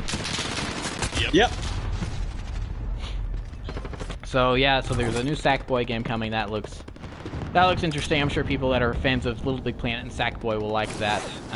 Because honestly, Sackboy is kind of... I see you. You've got the big anime machine. Yeah, I see it. You big pink blob. So, because honestly, Sackboy is the closest thing, I think, that Sony has to a Mario. Not in the sense of recognizability or iconicness, but in the fact that you can take him and slap him into basically anything. It's like, how many different Mario games are there? Dr. Mario, Mario Kart, Mario Golf, Mario Tennis, Super Mario Brothers. I mean, it's like the list goes on and on and on and on. There's 20 different RPGs that are all like amazing. Exactly. For not counting Paper Mario. Yeah. So they already started trying to spin Sackboy off into other things with Little Big Planet karting back in the day. Which, yeah, we don't talk about that. Yeah, which unfortunately saw the demise of one of the developers that worked on Mod Nation Racers. I think that game is one reason why we have not had a Mod Nation Racers on PS4. Now there's a game that I would love to come back in the next gen, is Mod Nation Racers. Do you know how good those would make great game nights? Is Mod Nation Racers? That would be so much fun. Mod Nation Racers was great. Okay, so a bit off topic, but theoretically, couldn't Sony, since they don't have another handheld on the market after, the Vita and its flop, could they technically put some of their games onto Nintendo's Switch? I mean... As in, we could get some PS2 ports, or possibly a couple PS3 ports? But, I mean... Hear me out. Think about it. Just as a pure hypothetical, I don't think I can say no. Now, in terms of that actually being viable and a thing that would actually happen, no way, and there is no world where that would ever happen. They would have to buy Nintendo and rename the Switch the Sony Switch or whatever, and actually own Nintendo and use Nintendo as their handheld company, and then that would happen. I don't think there's any there's nothing really there's nothing legally, so to speak, to stop them from doing that. It's like, hey, let's take the Sly Cooper HD collection and port it to Switch. There's nothing to really stop them from doing that, except for the fact that it would, it'd just be, they're getting, they would be having to share profits with their competitors. And like Sushi said, oh, I just got run over by a Jeep. And like Sushi is saying in the chat, they're not Microsoft. Microsoft, there's a reason Microsoft has been doing this, where they've started to be a little more open with sharing their games everywhere, is because they lost this console generation, and they lost bad. So now they have made a lot of good consumer moves, like getting the Xbox One to be backwards compatible. And I think that Sony came out very strong in this generation with being indie friendly, but that kind of eroded over time to where they are no longer indie friendly. And Microsoft kind of took over along with the Switch a little bit. Why? I was having fun! So Sushi says, will Microsoft be the next Sega? I honestly kind of think they are. I think this, depending on how this next generation goes for them, I think this could be their last console. I think that they could switch to just being games publishers, because in the last year and a half, 2 years, they made all these different studio acquisitions. And so, depending on so that way they can bolster their first party. Because Microsoft has always had a superior network compared to PlayStation. The Xbox Live is superior to the PlayStation Network in every way whatsoever. You can't, even if you're a diehard Sony fan, like I am, like Loka is, I don't think we can argue that, because up until 2 years ago, we could not change our PlayStation Network names, and even then, you still run the risk of losing some of the games that you own digitally by changing your PlayStation Network name. So I mean, Xbox. Oh, hey, do we want to do any Warzone? I mean, yeah, I was about to switch us over to that. Oh, good. Okay. So just because it's been a little while and there are three of us and we can do the trios. But So obviously Microsoft has been superior in that place, but and this is the reason I will always back Sony over Microsoft or Nintendo's, because I think Sony just has the better games.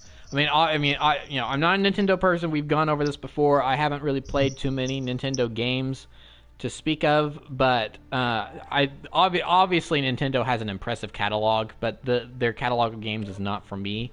I don't think I prefer the games that Sony puts out, and it's like and there's a case to be made that Nintendo may make better games than Sony, but look at the games Microsoft puts out. They really only have like 3 original IP, and they kind of recycle those, and they don't ever create new IP, and even then they overset. Yeah, and they oversaturate it with exactly. Yeah. And it's like that will always be why I don't like. I mean, didn't they just release Gears of War Tactics or something like that? It's like, why could 5 and Tactics like within the year? Yeah, so why couldn't that have been a new IP that was a Tactics style game? So it's like it could have been Command and Conquer again. But now of course they have all these new first party studios. So this generation will be very telling to see if they get these new studios, which I think they will. If they get these new studios to make new IP, and if these new IP can stand on their own next to Sony's stuff, it's like, obviously, I'm a Sony fanboy. I want to see Sony succeed, but I would love it if Microsoft could create the next Last of Us. I think they could really use that. Competition is good. I like, it's good for business, because honestly, because Sony always runs into problems when they're the ones winning. When they're the ones, this guy's just running into a wall. When Sony's the one winning, they make mistakes. The problems happen. When Sony is winning, that's when they say, hey, the PlayStation 3 is going to cost $599. You're going to need a second job to afford this. So, that's why Microsoft ate their lunch for the first 2/3 of the last console cycle. So I want Microsoft to be competing. Except for the Wii. Well, except for the Wii. Well, but the Wii is such a weird outlier, honestly. But that's a whole discussion for another time. But all right, I'm squad leader. Let me find us a place to land, and then I will continue. I will always defend the Wii. And mainly only because let's land up here. It'll be a little more remote. So you know, TV station has one of those intel locations. It does, but that's a little too close to the edge of the circle where other people are going to be landing. I want to try to get away from them. So, I want Microsoft to be competing with Sony a little bit more, so that way both companies can be at their best. And when they're both at their best, that there's not one winner, there's multiple winners, and there's not just multiple winners, but everyone wins because everyone's getting good games. Yep. Because that's basically my sentiment as well. Well, another thing I've had weird dreams about. So not only could we get, in theory, PS2 games and some of these other Sony games on the Switch, but considering that Microsoft let Nintendo use Banjo-Kazooie in Ultimate, Sakurai even name-dropped the Xbox One recently, or in that reveal, or the character showcase. You can take it. Thank you. Welcome. I think it's like incredibly likely that we might get I don't know, Ratchet in Smash. I mean, in terms of singular characters going over to be in Smash Brothers or something like that from the Sony library, that I think is possible. But in terms of we saw what happened the last time they tried to do that. Yeah, but in terms of porting over older games, no, that's a long shot. I don't think that's ever going to happen. You'll be eating your words here in a few years. Here's the thing. Like I said, it's a long shot. I don't think it's going to happen. Something drastic would have to happen in order for that to indeed happen. But, I mean, I think it's possible for something drastic to happen. So.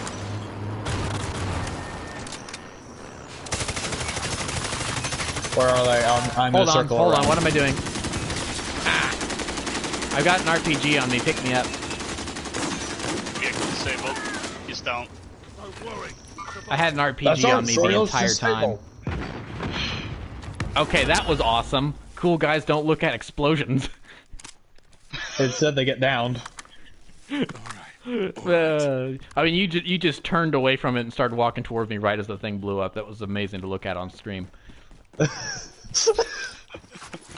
So yeah, I mean, hopefully Microsoft will start to be doing a little better in terms of that stuff as things go forward, because you know they make good games. Sony makes good games. I want everyone to win and be happy, because honestly, I hate the console war. I legitimately hate the console war. It's fun to poke fun at the other side, and it's like, especially back in the PS3 360 era, there was a lot of stuff to make fun of both sides for. It's like, oh, our box costs $600, but at least it's quality. It doesn't break half the time, with the red ring of death and everything. So I mean, but honestly, I mean, because this would be such an awesome move that, again, for reasons it would never happen. Yes, I do need armor. Hopefully I'll find some here. I'm getting shot from the mountain. I'm going inside. Yeah, I see him. I'm just gonna bunny hop out my way. I'm suppressing. I'm actually doing it. Holy crap! Keep depressing them. I've got a FAL. Oh, I made it! I actually made it! Bunny hopping Loco for the win. But all right, so, they're coming as I was saying, towards... I'm not sure it's actually feasible because of various things, but I would love it so much if, to promote the PlayStation 5, they bring back the man, the myth, the legend that is Kevin Butler, VP. Oh. Yes. Because that would be something. Because here's the thing: the best gaming ad of all time was not actually an ad. It was Sony's E3 conference in 2011, I want to say, whenever they were promoting the PlayStation Move, and Kevin Butler came out on stage, and I mean, he threw jabs at both Microsoft and and Nintendo with motion gaming and stuff, because he's like, and with PlayStation Move, your characters can have important features like arms and necks. But the point of his message was none of this console squabbling actually matters, because we all serve the same, we all have the same hobby, we all serve the same master, and his name is gaming. Forever may he reign. Such an awesome, kind of, not to get into politics, but the word fits. Such a good bipartisan message. It's like, we may subscribe to different allegiances, but we're still, at the end of the day, we're all gamers, and that's so awesome. I would love for Kevin Butler to come back. It's so unlikely, but that would be so awesome. Well, he was fired for playing Mario Kart Wii. That was such a stupid. It was a tiny clause in the contract that no one really knew about. Oh, we got a tango on Daxter. Hang on, let me. You gonna get the execute? Hold L3, get the execute on him. Or do that. You mean R3? Yeah, R3. Do you have spare armor? I need armor. Yeah, hang on. And there's people all around here, and we're just standing out in the open, so this is dangerous. Yeah. Don't say that!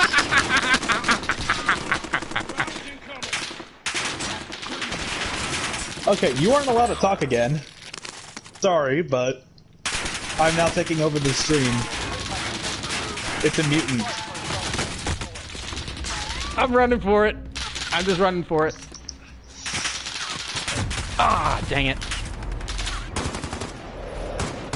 In the words of Obi-Wan Kenobi. Good job. So, I will say that these guys had terrible aim. Because we sustained how much gunfire, and it took them that long to kill us? Yeah. Alright, who's going in next? Is it me? Oh, it's me. Alright, Loka. We're tabling the discussion for right now. I'm going to need call-outs. He's going center. And to your left. On the left lane. Please. Yeah. Oh, that's a throwing knife. Ah! Alright. I don't like that they put in assault rifles in here. Really? Yeah. Because there's the range, or? No, because it takes away the skill needed to win. You can just spray randomly and get your target. And I'm dead. Where before, if you had a shotgun, or depending on the shotgun, you didn't need skill. But if you had a pistol, you actually had to really aim your shots. And it really was a test of skill to see who the better player is that would get to go back into the match. Where now it's just like, well, time to spray randomly and hope I hit something. And that's exactly what that was right there. The guy sprayed randomly and he got me. Yeah, they made it go like simultaneously easier and harder for no reason. Yeah. What does the armor satchel do? It allows you to carry more armor with you. Oh, seriously? That's it? Yeah, you can carry up to like 10 or plus now, I think, instead of just 5. Okay. I'm gonna go pick up this contract. I'm going to then I'll hit the deal. It might be on the roof. Okay. Because I hear it, so it's yeah. That means it's probably on the roof or something. All right, so let's see here. We've kind of gone on a tirade about the console war and all that. Let's see here to continue on with the reveals. Again, a lot of smaller titles. Oh, there's some targets. Okay, so one. I think this is out of order, but one thing. It's below. But below. Okay. But one thing that there it is. They are right outside on the mountain. Okay. So you got to be careful. But one reveal that I thought was interesting, that again I have no interest in whatsoever, but it's interesting to see what they've been up to, is the fact that Bluepoint has been working on a Demon Souls remake. Oh yeah, dude, that game never gets talked about except for within very hardcore Dark Souls communities. So that would be nice. Yeah, I mean, Lewis, another member of the TTV PSN fan community, he's very excited about this. It's unfortunate that he was not able to be here today because I wanted him to talk about it because I know that he definitely has an affinity for those games, and you know he was blowing up the chat going, yes, let's go, being excited about that. So I'm glad he's happy. Again, that type of gameplay, not for me. I'm not a fan of it, but it's interesting to see what Bluepoint has been working on because Bluepoint makes really good games, but they don't. Holy crap! No, get out! Get out! Get out! But they don't make. What happened? There was a missile lock. Oh. Yep. We could not see that, so you were panicking for nothing from our perspective. I was panicking for something. Oh yeah, you were definitely. But so anyway, so they make good games, but they don't make their own games. They remaster or they remake older games. They did the fantastic remakes of the. I think I maybe heard a door open down there with you. I don't know. But yeah, so they remastered the. You have to be closer for it to move. I know. Yeah. I was trying to. So they ported over the Uncharted. They're on the roof. They're not on that roof. They're on the one across from you. Nope. Up and fight.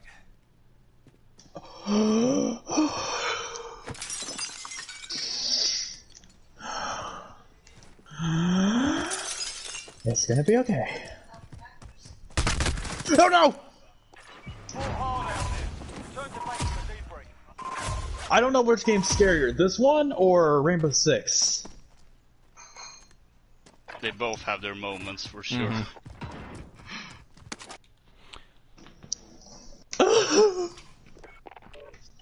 So anyway, Bluepoint ported over the original Uncharted trilogy from PS3 to PS4 in the Nathan Drake collection. That's a great. Honestly, here the thing they actually made Drake's Fortune playable. Yep. Because in the PS3 version, it's something that they for some reason never patched out, even though they had the option to. Oh, Drake's Fortune on the PS3 version had had some mechanics tied to the 6-axis controls in the DualShock 3, which, to put it lightly, is awful. At least with Ratchet Clank Tools of Destruction, you can turn off the 6-axis for the puzzles. And don't forget about the the tornado launcher. That one, and there was a crash in one of the later missions that they fixed, I think. Yeah, those were bad. Was annoying. Yeah, that was just stupid. 6-axis was a terrible idea. Yeah. No doubt about it. Nintendo did it right. Stop. Just don't. Yeah. Then they also, let's see, what else has Bluepoint done? They of course, Shadow of the Colossus. They did the remake of Shadow of the Colossus. Metal Gear Solid 2, 3, and Peace Walker onto PS3 and Xbox 360. Oh, I wasn't aware they did those. So yeah, Bluepoint has a great pedigree of bringing older games onto newer hardware and doing a good job with doing so. So the fact that they're doing Demon Souls, obviously that game is going to be in very, very good hands. Let's see here. I'm trying to think. What else? We did get a very brief look at the. I'm not familiar enough with sports to where is it 2K? Is that the basketball one? Is 2K the basketball one? Yeah, we got a very brief look. Yeah, we got a very brief look at the. Okay, so I'm just now noticing that they took out the ability to kill other players in the drop-in. Wait, what? No, they didn't. Yeah, they did. No, I'll kill myself upon falling way too high. Yeah, like I'm just standing here unloading this entire mag into a guy's face. But yeah, so we got a brief glimpse at the graphics in the next 2K game. and it looks pretty because they had a basketball player say, "Hey, here's your first look at the new basketball game," and then the basketball player was then in the game. Oh no, my body, dude, it's combined with someone else. Yeah, I love it when that happens. It looks funny. I love it. No, that's that's not Taz. Crap, what's his name? The Aussie. Set a drop point for your team, soldier. Avoid the gas. Get to the I'm not safe zone. overly familiar with all the. It's Actually, the Austrian. that's a good spot. It's out of the way. Yeah, honestly, I'm not overly familiar with all the operator names in this game. Mainly because they're really unforgettable, except for Ghost and the actual characters from the story. Yeah. Mr. Roboto over here and Captain Price. Also, speaking of Price, where's Soap? So that's something that we can get into. I think Soap might. Well, honestly, I thought they would release Gaz as part of season 5, but Gaz is coming in this season, so that's a little interesting. But I think that it's possible that Soap might be like one of the last operators they release for this game, or and then Modern Warfare 2, or they tease him in this game. I think it's definitely possible, like, because they with each of these little season updates, they do these teeny tiny little story cutscenes as well. And so I feel like the very last one could just to build up the hype is I don't think they'll show him. I think it could be like a silhouette type deal, but I feel like the last one will be the 1-for-1 assembled in the room in a room, and then a door opens, and then you see the silhouette and the person walk into the room, and you hear him say, "Let's get to work" or something, and it's General Shepard. And then it's like, all right, and then we'll pick up the story in Modern Warfare 2, 20 whatever. Please give it a subtitle and not a number. Located a supply box. Secure that position. Modern Warfare 2, Bad Edition.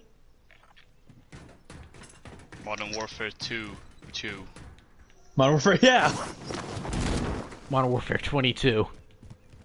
Modern Warfare 2, Gaz dies again. No, not my boy. No one cares about Gaz. I do. A lot of people care He's the about OG Gaz. Like I said, Yeah, he no is one the cares OG about Ghost. Gaz. The only reason that the Ghost has the same voice actor as Gaz is because they killed off Gaz, and they realized that was a mistake because Gaz was the life of the party, so they brought the same voice actor back, and then they oh no, I am being Objectives updated. Move to the next Oceanographer over here, and we got a slug shotgun. okay. Let's cross this river here and get to Daxter. I'm picking up crates. So. Also, I know this is kind of off topic, but Aku, the masked thing from Crash Bandicoot, his voice actor recently passed. Oh, that's sad. Oh. Okay, so speaking of people recently passing, so Friday, this is such bad timing. On Friday, I went to, I took a trip into the next town over just to get out of the house and do something, and browse the other stores' selection of goods that might Like a Walmart or a local? Yeah, Walmart, Target, that type of thing. Okay. And when I was there, I found the new selection of Transformers toys, which I had been looking for a couple that I had not been able to find them at my. Whoa! Got a launcher in the 100 broken. rounds. Heading this way. Gas is inbound. Wait, why am I reloading? Where'd they go? He went behind the corner. Ooh, crossbow. All supply boxes Armor located. satchel. All right, I'm moving around. I'm moving along the right flank. Does anyone want a crossbow? Sniper rifle here. It's not a sniper I'm rifle. with that.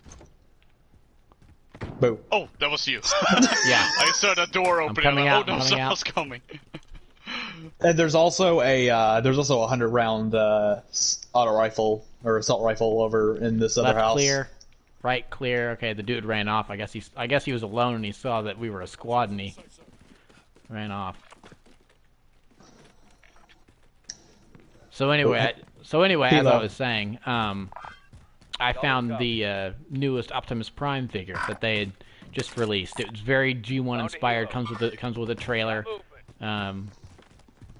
and a matrix of leadership that you can remove from his chest and everything, which is really awesome. And it's like, okay, I'm getting this one. That had been on my list, so I picked him up. I got him. Oh, and that's where you got your Tachenka. Yes, and that's also where I got my little Tachenka figurine. Dude, I did too. So not in your town, but like in but at Target. Yeah, because Walmart just doesn't sell stuff. They sell some stuff like that, but not to as great a degree as Target does. They don't sell it to hardcore versions like Target does. Right. So, I got my Optimus back home and everything. I'm like, man, this is really awesome. So I went through and I was checking my news feed, and then. Don't tell me that and the guy that named Optimus Prime and came up with like the base characterization of him right when they were first starting the franchise back in the day, he died on the day I picked up my new Optimus Prime toy. It's never mind.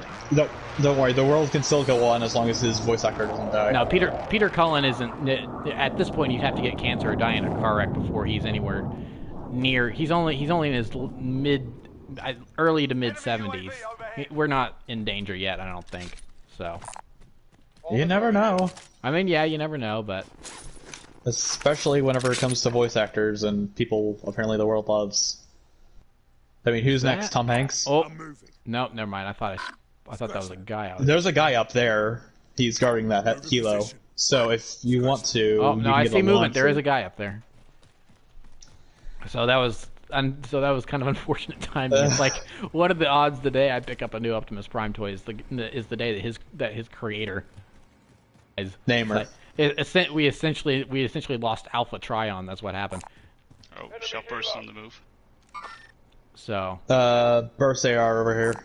Enemy helo. So let's see here. We've kind of run out of a lot of things to talk about with the conference. I mean, it was cool to see the people. Occasionally, Shuhei Yoshida was there. That was nice to see him. It's been a while since he's been involved. What did he do? Shuhei Yoshida was president of Worldwide Studios for a while, and now he's leading up the indie division, which is really good because he's a sweet guy. He's been on several of the PlayStation podcasts I listen to, so it's always nice whenever he pops up. Oh, tag. And then, so I think the last major thing we really have to talk about is Horizon Forbidden West. Oh, yeah! Okay, so I need to make a brief confession. I didn't finish Zero Dawn. Heathen. Where are you? I have a shotgun. I have a shotgun as well. What happens with some of these massive open world games is I get lost and sidetracked with doing everything. That's why I haven't beaten. That's why I haven't beaten Breath of the Wild. That's why I haven't beaten Skyrim. Yeah, I totally get it. I totally get it. That's 100% fair. That's also why I haven't beaten Spider-Man. I get too immersed. I have to pull myself out. I totally get it. Yeah. It makes sense. It's obviously unfortunate because Horizon is a fantastic game. Oh, but, I know. Yeah, the other thing for me, it was running at 30, and I know I am not the biggest. I'm not like the biggest PC Master Race sort of guy, but hang on, I heard movement. Okay, we're good. We're good. Get your loadout drop. Got it. Okay.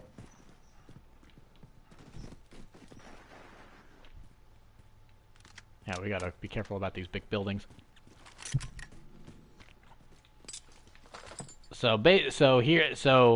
Horizon Forbidden West, and then they have a little Roman numeral 2 buried in the logo, which is nice. Just because everyone was like, well, what do we call the sequel? Horizon Zero Dawn 2? Because Zero Dawn is an actual plot element to the games, which is why it was called Horizon Zero Dawn. So it's like, well, what? So the next game is obviously not going to be called Horizon Zero Dawn 2, but that's just what everyone has been calling it. But of course, it sounds silly because Zero is part of the name of the first game. So it's like, would it be Horizon Zero Dawn 1? Horizon Zero Dawn again. Yeah. So I'm going to take the rooftops, and I'll cover you from there. that's a good idea. All right. So obviously they knew that was going to be a problem when making the sequel, and it is called Forbidden West, which is very, very different from Zero Dawn. Where's it take place? So the first game, and this is something that was not telegraphed. You had to really search around the world and go and do a bunch of side missions and stuff to figure it out. But the first game took place in Colorado. You would not know it, except there was one side mission that was in like this destroyed amphitheater that then you uncovered something. You uncovered like a note someone left or something that called it the Denver Amphitheater, and it's like, oh, holy cow, this is Denver. This is Colorado. That's really cool. So must have been all the weed they were smoking. So I got a ping. Where? Somewhere over in this general direction. Okay. All right. 40. here. Come on, show me how far. A while away. Oh, it's our friend in the helicopter. All right, here's a vendor. Let's go to a vendor and buy like self revives and stuff like that, because each of us has a considerable amount of cash. I hear gunfire. You hear it too? Yeah, I hear it too. It's somewhere close. I don't know where though. All right. Let's just tread carefully. Stay frosty. Exactly. So yeah, so the original game took place in Denver, Colorado. So this game is going to take place on the West Coast. Okay.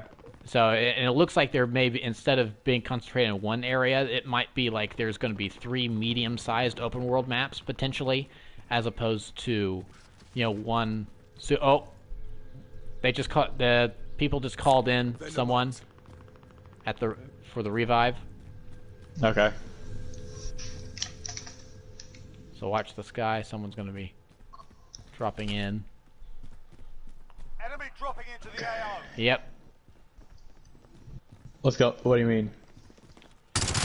Wait, hang on. Is that a person? Nope. Oh, okay. Take cover. You haven't already. Ow, I'm down. On the street behind me. Help.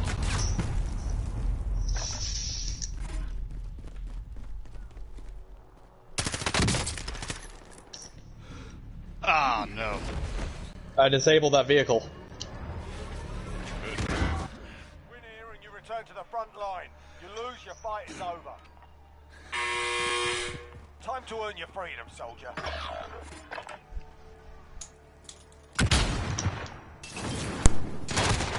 Oh, what was that? What is my... So my controller just disconnected in the middle of the gulag. No. Still by your release.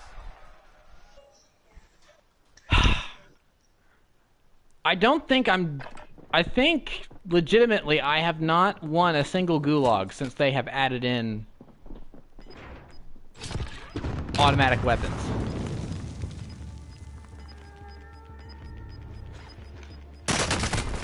Oh! What did he have? I had a P90. M4. What?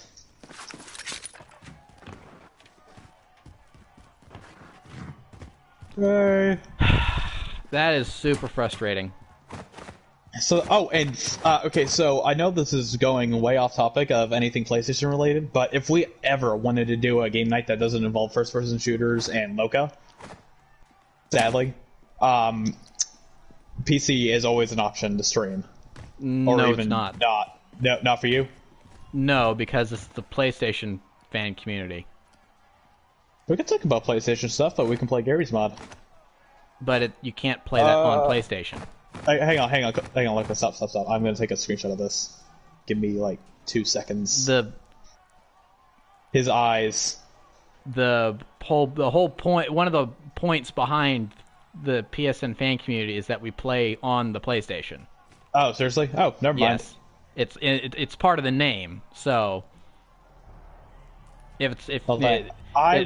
if we can't play it on PlayStation, then it's a no go for a game night. It would be like let's play. All right, here we go. The PlayStation fan community, the PlayStation Network TTV fan community is playing Halo this weekend. It's not exactly. I'd be done. Dang it! I have to fight. Oh well. Okay. Well, all right. No, I understand. I just thought. But if you ever wanted to do something that wasn't PSN related, there's always Gary's mod, which everyone might have. Or is there another game with like Prop Hunt or something similar? COD has Prop Hunt depending on which one. But Whoop. Yay! Everyone's cheering for me. did you win? Yeah. Well, at least you guys are able to win. It's okay, Prentice. No one can be that good except for me. I didn't get an opponent.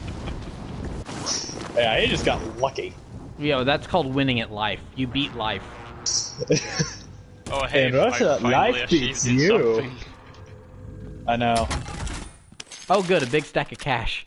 You got if you guys go to a buy station, you can combine your cash and get me back. Meet me at the buy station. No,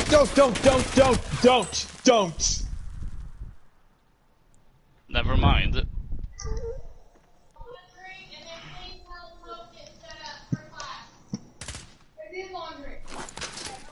I ain't got the money.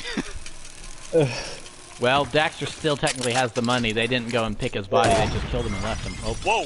Oh. Run! Good try, good try. 19th, not bad. There's a whole team up there. I love how... Let's see, were we streaming when we got that only, like, win? Or not? We've won 2 or 3 times, and at least one of them was on stream. Okay. I don't know. Maybe that was one that. No, you've been pretty much consistent on all of these, so I don't know. But that one really irked me. The controller disconnecting in the middle of the gulag. That was like the worst timing. It's like it couldn't have been before, it couldn't have been after, it had to be during the gulag match. Right? Ugh. Also, have you seen these Uzbekistan guys? I need to talk about their design. Why? It's dumb. The beard is dumb. You know what makes it better / worse? Well, they're actually based on, I think, Pakistani SSG. Oh, so like seriously? they're actually based on a real thing. Wait, so do all Pakistani SSGs actually have these giant beards? Or am I making a huge assumption? Yeah, I have no idea. I just know that I saw some posts like, hey, there seem to actually have modeled the Uzbekistan SSG after some real ones from Pakistan. And another thing we could do, Prentice, in this game at least, is they have modified co-op missions. How does that work? Remember strikes from Destiny 2? Or from Destiny? No. Grab some target practice while you can. We're deploying. Alright. So it's basically a co-op mission, but with some modifiers. Like, you might not regain health, but enemies drop health upon getting killed. Or I think that's what it is this week. You don't regain health, but you can. Okay, but what? You can pick up health packs. I just died. Did you fall? No, I got beat to death. Word. Because the only way to kill someone now is to beat them to death? I got a headshot from someone, and that killed him. Huh. I'm breaking a guy's armor. I have no idea what's going on. I can't even get kills with executions. That doesn't even work. Yeah, I have no idea what's going on. But beating people to death somehow works. I don't get this anymore. Enough practice. Time for the real thing. That's generally how I win a game of life. So anyway, so Loka, on a scale of 1 to 10, what are your hype levels for Horizon Zero West? Or Zero West, Forbidden West. Zero. That's gonna take some time to kick. Oh, it's definitely either a 8 or a 9. Battle Royale. Probably a 9, Set a drop considering point for your team, I soldier. really liked Gas is Zero approaching Dawn. your position. Move to the safe zone. This one's pretty even. Yeah. Let's You go know, lumber. without Let's drop lumber. Number. Okay. I was gonna A little more out suggest of that another thing we could do is just yeet ourselves into the middle of a map and hope for the best. Yeah, that just sounds like a good way to lead to frustration. So, premise coming from a stupid person. To enjoy life, you must do stupid things. Like, execute a guy after he drops! Nice. Ooh, that's that's actually pretty. I will clip Really that great. after we get into the safety. Into the safety. Into the safety, yes. There are no guns up here. It's just ammo. The ammo's not going to do me any good if I can't find a gun.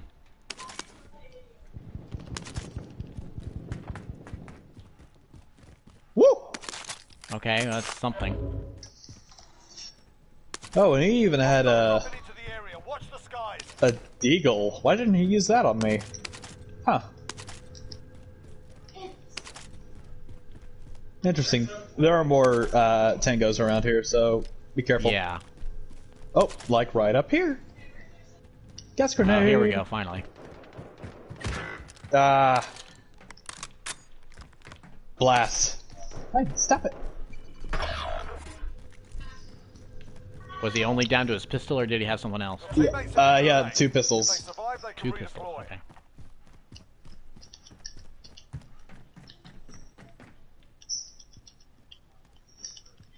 Oh, actually, everyone's eyes are terrifying in the gulag. What?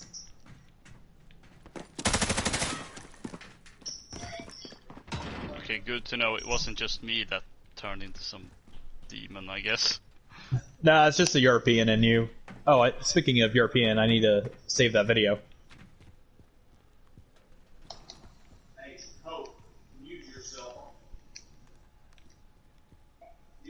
Where's the... Careful, Loka. There's a guy running around here somewhere. Oh, yeah, he's shooting at me. Oh no, I'm stuck. Okay. There we go. Yay! Someone won.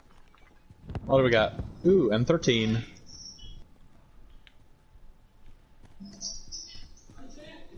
Teammate redeploying to the AO. Yay. So I've got 3 kills under my belt now. Nice. I I'm got on one. fire this round.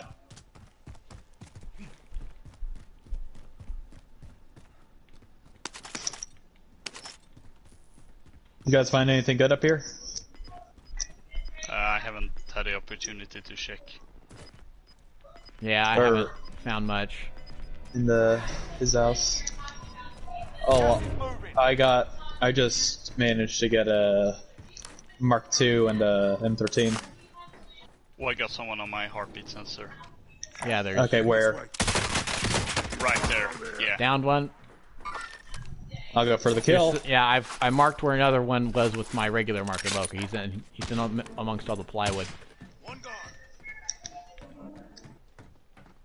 Huh.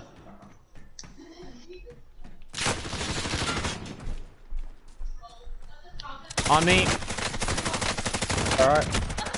Got him. Nice kill. Beautiful. Here, you take that. You take that LMG. Yeah, it's better than LMG I've currently got. Oh, Bruin Mark 9. So why do they use all these generic names for these guns? Because it costs less to... Well, actually, yeah, it costs less because they don't have to pay for the license for the real gun. But everyone else did. AK-47. Who has a copyright on those four numbers and letters? The Soviet Union. Numbers. Of course they do. But remember, the Soviet Union doesn't exist anymore. Ah, that's why it's free. Yeah. I don't know. There may be the rights may have transferred to. Ooh, there's a legendary shotgun over here. Or an epic, excuse me. The rights may have transferred. I'm going off of to Destiny. Destiny things. What's that? The rights may have transferred to someone, but the fact that the AK pops up in almost everything, I think, means that it's pretty easy to use. I kind of wish you could see what attachments were on. Oh. I see him.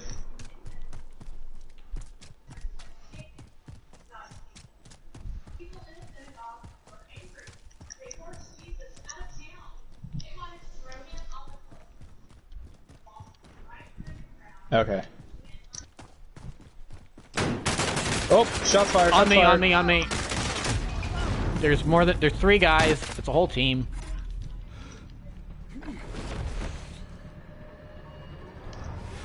They're good. Ooh, that's Just sitting in there.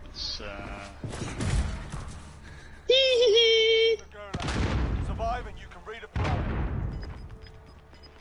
You have to wait for your turn, mate. Oh, here you go. Both of them. Yep. And I kind of humiliated them by letting them bleed out. And I tried to paint them a couple times. I hear footsteps. Someone's up top of me. Yeah, there were three of them, so never if mind, you only I got got two, then there's one more. Nice. Well, that was their third. Did you guys get a squad wiper ribbon? Oh wait, no! You return to the front line, but if you lose, you're done here. Where is it? It's just a claymore. It's just a claymore. Oh, it's just okay. a claymore. Thank you, Comrade. Oh, you guys excited for the new Finally. Rainbow Six season? Stand by for redeployment. Ah, I finally won one. Yay! Are you guys excited for the new Rainbow Six season? Not really. I'm excited for the house rework, but I'm not excited for the ops because we've seen these ops before. They're just it's basically a Hibana and a chick with barbed wire that makes that is just high tech. And has an awesome accent. Anyone have any armor plates? Nope. I got one. Oh, please, if you don't mind. Let's see. Thank you. Here we go. Friendly loadout drop on the way. Ooh, loadout drop. Where, We are about to be at the edge of the 100 zone, so we're going to have to move. 100 meters outside. Oh boy. Let's see about camping this loadout drop. See who's wanting to go for it, maybe. Got gas inbound. Safe All right. zone relocated. Oh yeah, we got a long ways to go. So let's see here. I'm marking Got a vehicle. there.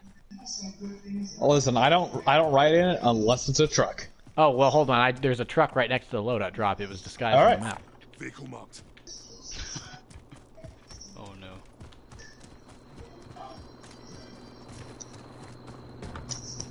I'll drive. There.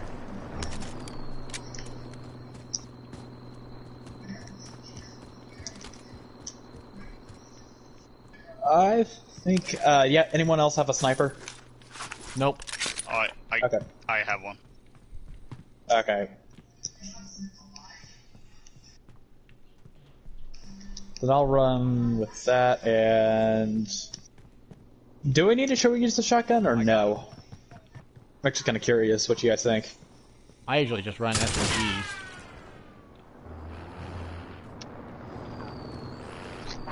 Yeah, right now I have assault rifle and sniper.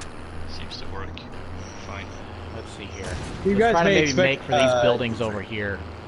You guys may expect some turbulence in our ride. Oh, Like boy. RPGs. Oh no! Get out, get out. No! Yeah, I got one guy. I got saw one them on the guy. map. Good job. Oh wait, I'm So- still alive? Nani? No, you're dead. Oh. Alright. Oh boy, here we go. Loka, there's a guy in front of you and to your right.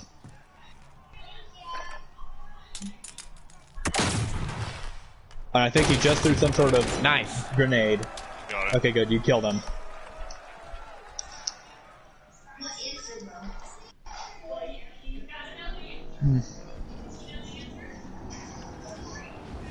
So will we have a? I'm sure they'll have house as a casual match thing in Rainbow Six. Do we want to do a game night or something, or what do you think?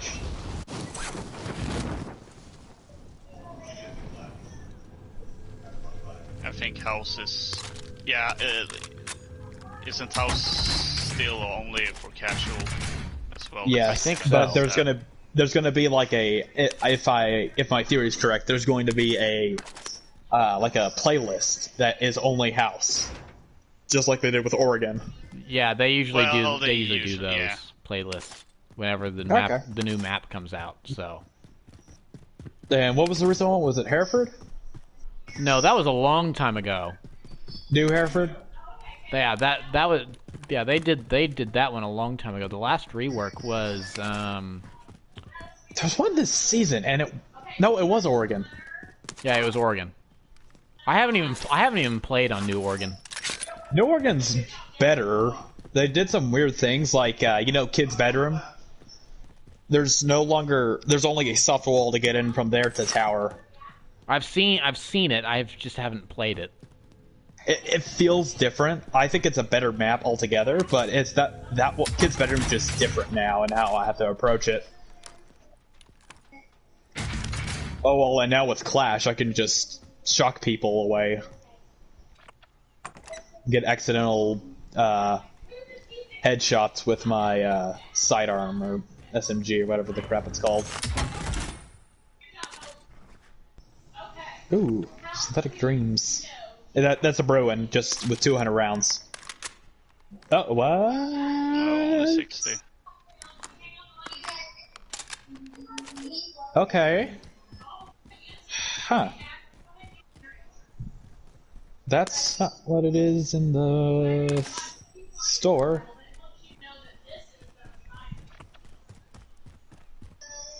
I'm going normal. No, wait. Never mind. There's a HVI moving. I don't know. boy. If maybe you want to try to get that. I think value target? high Oh, value I'm not individual. brave enough. Oh.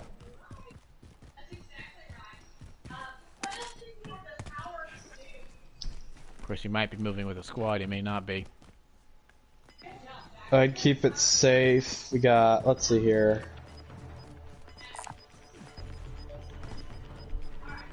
I found a... Oh, wait, no, that's a kill contract. You're still inside the circle. so You're that's inside good. the circle, you're fine. Just scavenge. Try to look for cash. Actually, speaking of... No, that's recon. But that would be the safest one without having to do any confrontations. Scavenger's on the far northern side of Hospital. I'll check this building first. It seems to be unlooted. And then, yeah, you got the truck there, which that'll give you some good cover. At this point, Especially- I'm just done with the trucks. There's just such a stupid big target. You just get blown up immediately. I.e., 5 minutes ago.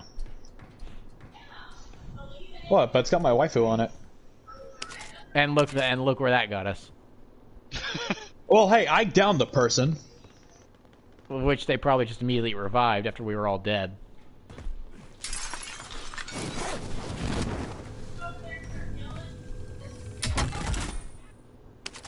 Oh, there's a lot of cash. Sent streams again. Wow.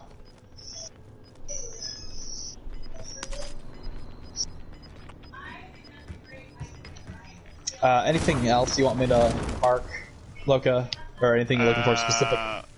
No. No? Okay. I think I'm good for now. Hospital's going to be crawling with people. That's probably not a good idea. But where that SUV is, there's also a buy station. Well, there are people very close to you.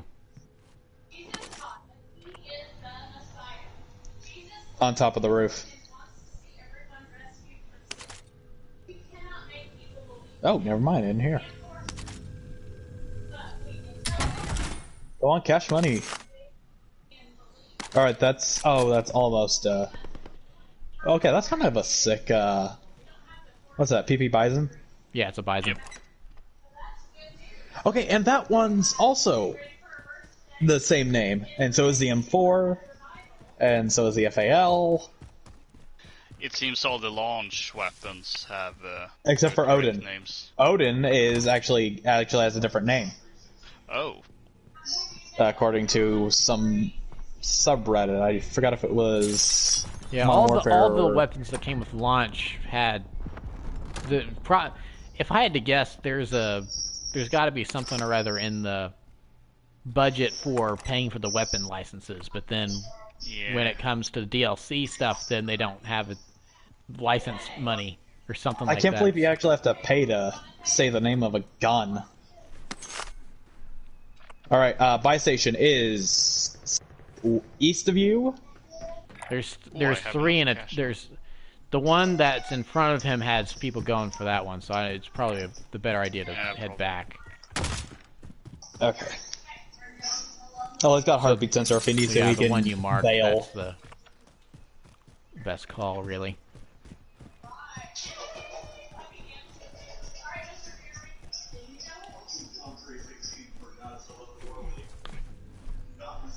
"20 squads, 47 players."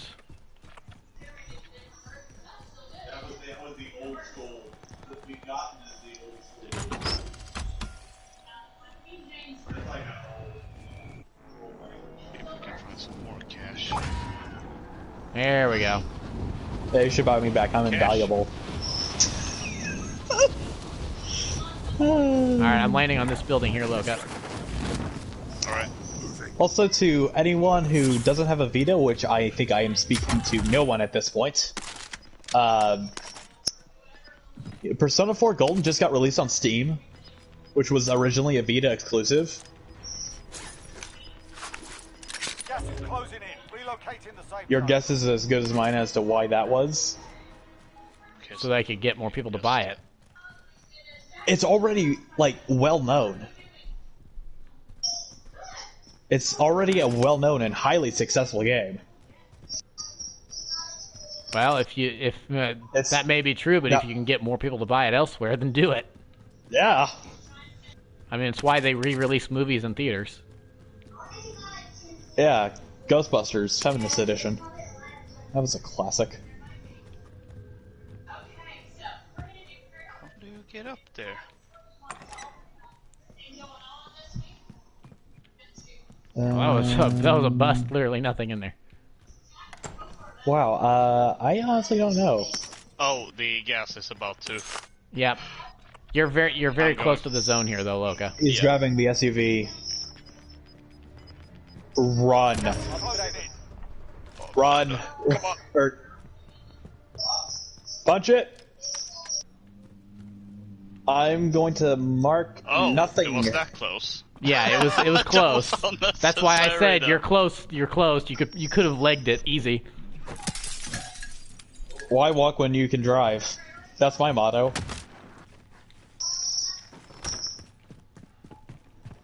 You guys got 3,000 together. Yep. Yeah, I'm looking Need for more cash. 1,500 more. See if you can print more money with that printer over there. That'd be nice. Oh wait, this isn't Nazi Germany or post World War I Germany, I should say.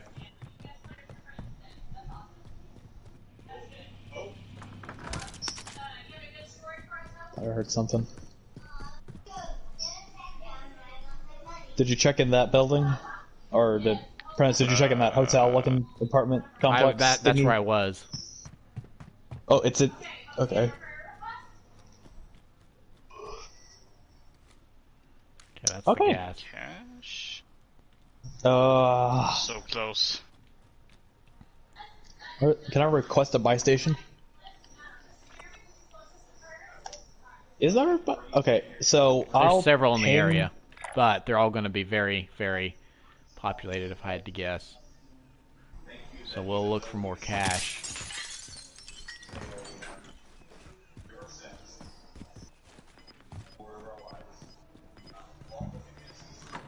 Enemy UAV overhead. Oh, great. Ooh, found a lot of cash. Oh, good. Gas is closing in. Relocating. Okay, just be careful. There are usually chests in the lock boxes, whatever these are, in those buses. I don't know why. Friendly loadout drop on the way.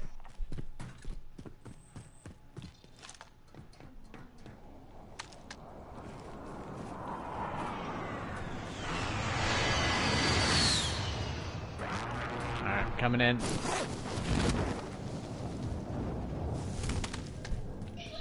Wait, where's the...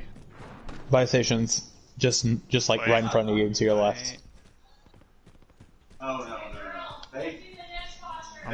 going to get up on the roof of this.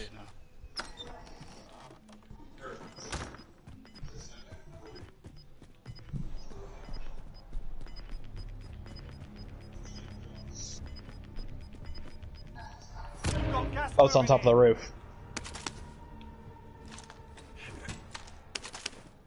Enemy UAV overhead. Oh wait, hang on, go back. I think I Down. saw. Oh, it's not. Sorry, I thought it was a ladder. It's a trash can. You could use that deployable shield as another platform.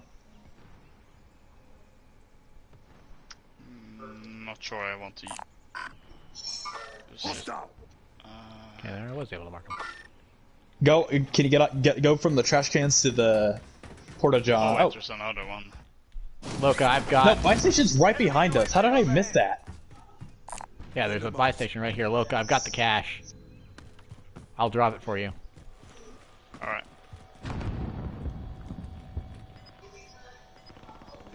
Yeah, look. Oh wait, no, you're missing 100. What? I've got you, mate. Gas is closing in. Relocating. Alright, pick up the cash and then grab Daxter.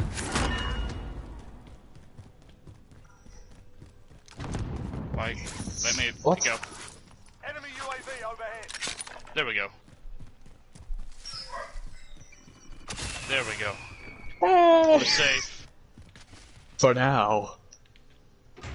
Oh wait, no, stop. There's a lot of stuff in here for you to grab. Okay, rooftop's clear. Wait. I am ditching this thing. I do not like burst weapons.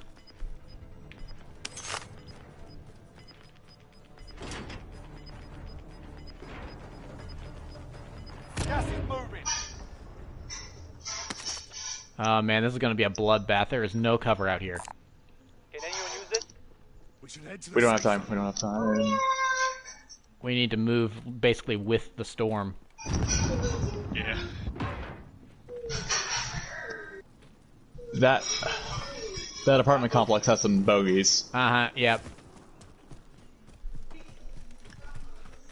5 squads, 14 players. Oh, boy. I'm taking fire. Shoot!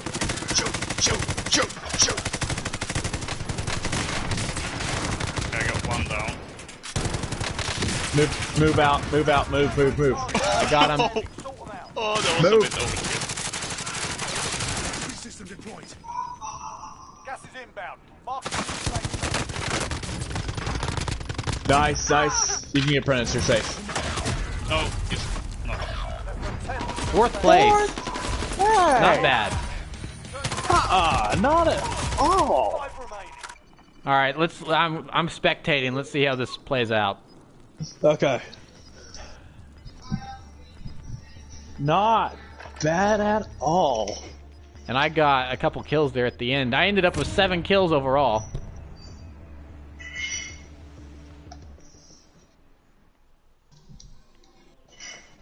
4 people left alive. So I guess check it's out the full check squad. out the map. Check out the map. Like zoom in all the way out. Yeah, so it's one guy. It's the one guy I'm spectating versus a squad. I think I know who's gonna win this. Him. Nah. I've seen the memes. I mean, it's possible. But one crouchy boy.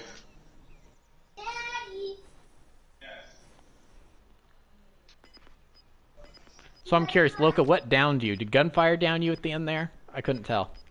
Yeah, that's what killed him. Yeah, it was gunfire. Oh, missed. Oh boy. Yep. No, he's dead. Oh, yep. yeah, he's down. He's dead. Blew his shot when he missed.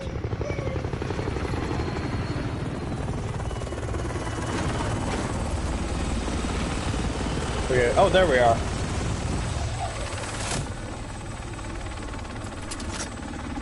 Some Metal Gear Solid music would go really well in this scene. Wow.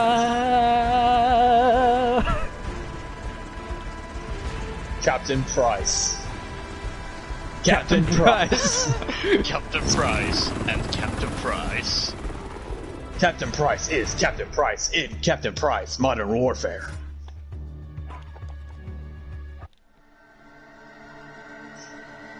So, All right, Horizon. well. Yeah, so we kind of dropped talking about Horizon there. So what do we boys think? One more, and then we call it good? Finish up our discussion? Sure, why not? I've got time. Alright. So we will try out one more and see how we place, and then we shall call it quits. So yeah, Horizon. Loka said he's excited. I'm, of course, very excited. I loved Horizon Zero Dawn, so Forbidden West will be interesting to get into. I'm happy to be back with Aloy. She was a great character. It's funny, there's been some weird rumors and stuff in the last couple of weeks, months, talking about how the sequel would be 4-player co-op. What? And What? Judging by the trailer we got, that's just not true in the slightest. So I guess that's just one of those rumors that pops up. It's like all these things I see about the Mandalorian. It's like basically if there's a character that is alive in the timeline that the Mandalorian takes place, there's a rumor that they're going to appear in season 2 of the Mandalorian. I don't believe hardly any of them. It's what, like Boba Fett coming back as a woman?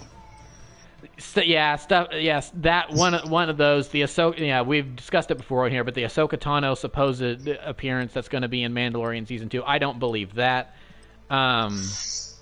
I think I believe the thing about Bo-Katan maybe being there because of some cryptic tweets that the actress has been putting up that may lead credence to that.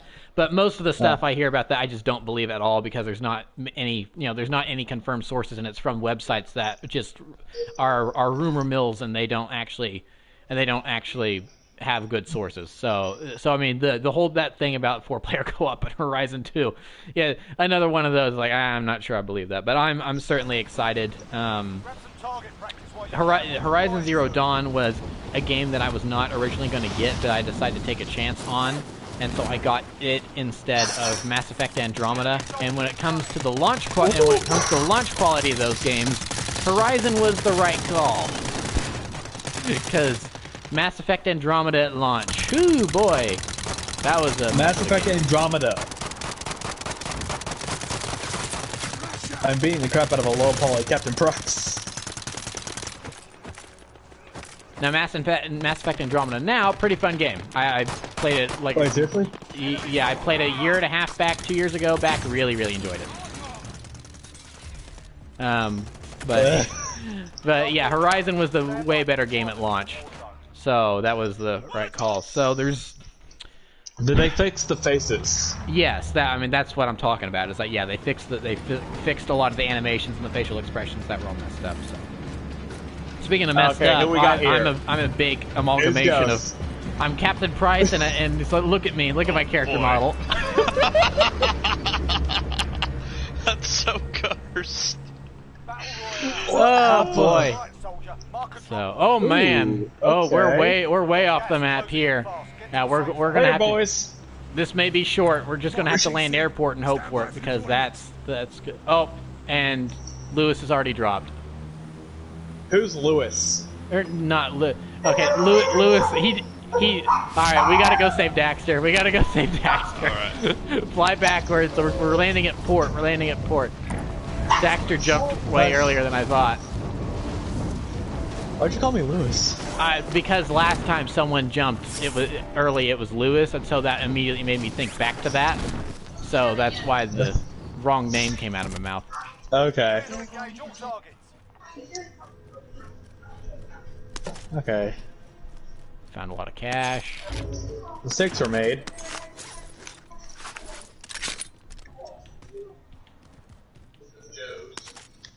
Okay, more cash.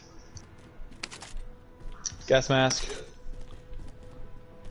So I think there's really only one other game I want to talk about in terms of this reveal. That'll do. And that is Bug Snacks. What? So, Bug Snacks is a game from the developers of Octodad, which, for anyone unaware, Octodad was a funny little physics game where you controlled an octopus trying to make people think he was a man.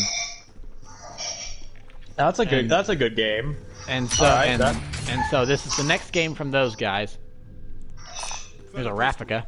So it's the next game from those guys, and basically what it sounds like a game someone made up, and on a podcast over the space of about 5 seconds, where basically the gameplay loop is you have this little city that you try to build up, and then you go out into the wild and you find these little bugs. Well, but the little bugs that you find is they're crossed with different fruits and vegetables and other foods. So like the spiders are strawberry spiders. And then when you eat them, then you gain their abilities. So it's gonna be like a charming little city builder platformer. Not platformer, I don't think, but I don't. You just watch the trailer. It's super charming. Everyone was kind of one. I was like, oh, that was super charming. That's gonna be an interesting game. So let's see here. We need to be moving like now. There is a we're vehicle. way off. Yeah, I just marked a vehicle. Did someone loot a chest over here? Yep. Okay. That's me. Yeah, because Loco parachuted over a second ago. So yeah, it looks super charming. It kind of the premise is just goofy, so it had a lot of fun. I mean, it starts off like a nature documentary with this lady narrating in an Australian accent about how they found some sort of a elusive species, and then she just eats it, and she gets strawberries for hands. It looks super goofy. So that's pretty much. I'm down for charm. That's pretty much all I had to talk about in terms of the conference. Obviously, actually, you didn't watch it. Someone want to go get that Raycon? But no, we need to be moving because the storm's about to come in. We're a long ways away. I'm going to set us a marker for here.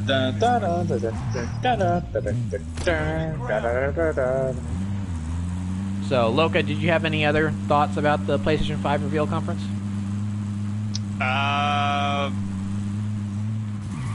Not about any of the other games, but there's the design of the console, which has been memed to death. Yes, it has. Yes. So that's a good thing to talk about. What I said that I liked the look of the console. What about you guys? What do you guys think about the look? It does. Okay, Hank. So sorry if I interrupted you, Loka, at all, but I like it. I just find it hilarious what they've been able to do. Yeah. And yes, it does kind of look like a PS2 that's been stuffed in a binder. Yeah, that's my favorite. That's my favorite image. The one I posted to the chat, like Lewis, Axel, I guess, and possibly Sushi would get. That one's been one of my favorites. It's funny how easy it's been to meme these new console. Yeah. These new console reveals because fridge. because Xbox fridge, and now people are saying this one looks like a router or a PS2 stuffed in a binder. So it is a really slick looking router. Yeah, I really like the look of it. I think it's going to look great sitting in an entertainment. I mean, I do kind of agree with the people that say it looks like a fake video game console from a TV show, where we should maybe not go there. There's people. What? It looks safe.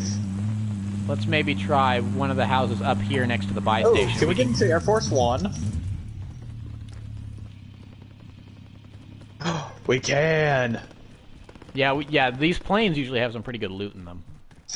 Okay, let's check it, and then we'll get back into the car. Yeah, then we can go up here. There will be a buy station. We can probably camp that a little bit. Oh. Okay. Stay in the plane, Mr. President. Stay in there. Air Force One. Stay in here.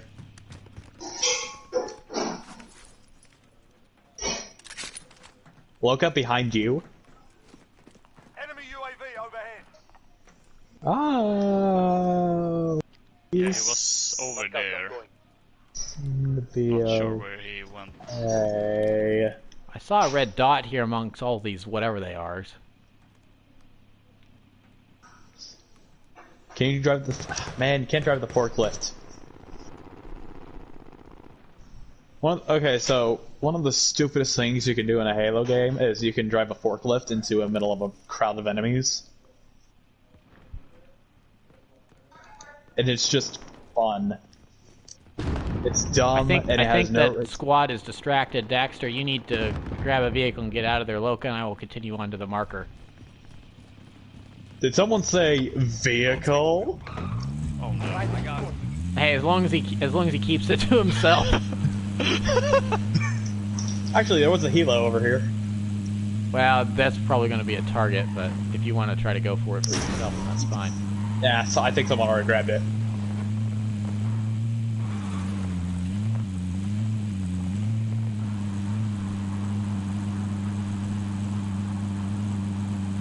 Also, they added ice physics for the cars.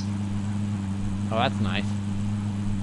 Which was absent last season, if I remember correctly. Alright, Loki, get ready. I'm going to stop us a little bit short, and we're going to hike the rest of the way. Oh, yeah.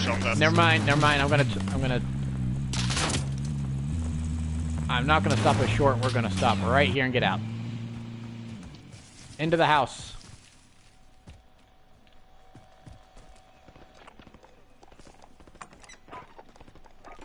I've got their fire. I'm drawing it away from you.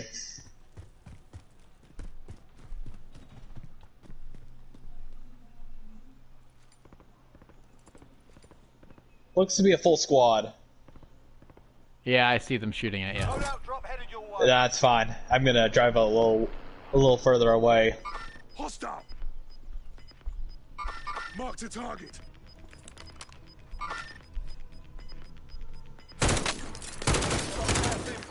Safe zone relocated.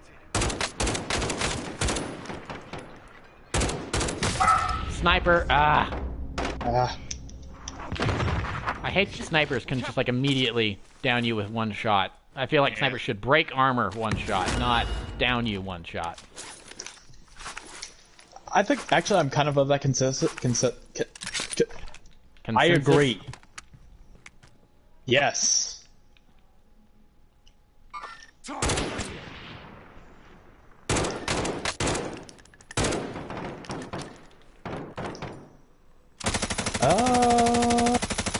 I'm just checking over here at military base. Oh, I saw a glint. Gone. Okay, so there's some guys at military base. That was close. What does the HVT thing do? So you can select that, and it'll mark you for everyone else to see, and then if you survive, then you get money. Ah.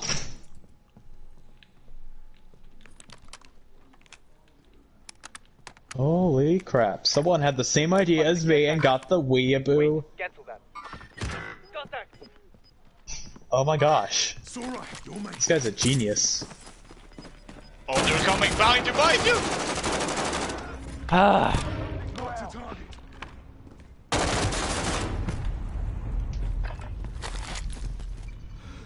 Okay, that's cool. I'm not the only one with an idiotic-looking truck. Yep, idiots will pay anything for stupid stuff. Yes, I did. I mean, I'm joking partially, but how much was that legitimately? How much did that cost? I don't remember. It wasn't. Oh, here we go. It wasn't Okay. an insane amount. Fights on. He's on your left, Get yourself sorted. You're up. all the way on the left lane. Oh no. Ow, ow. He is now right in front of you. Whoa, Nice! that was close. Listen up, The soldier. call-outs. Win here and you return to the front It was line. probably. Let's see here. Time to earn Probably your freedom, soldier. $8 to $12. But I ended up paying less because COD points that I had. You gave him a Got mine. Stand by for reason. Nice. Nice.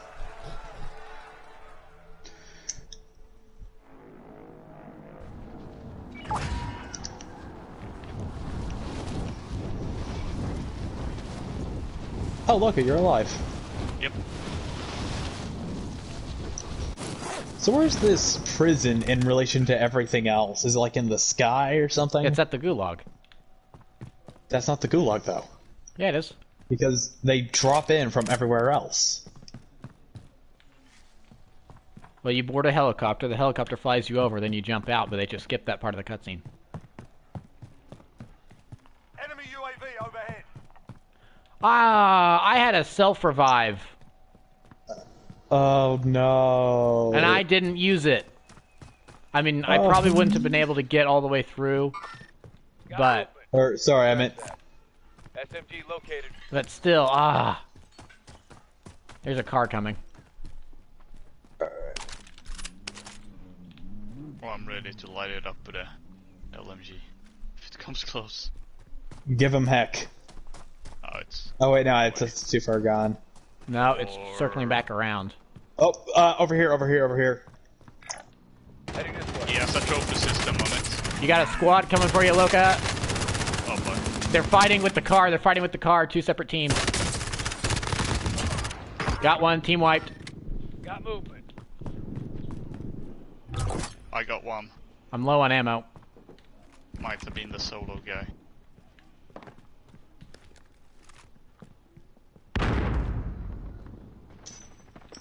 Oh crap!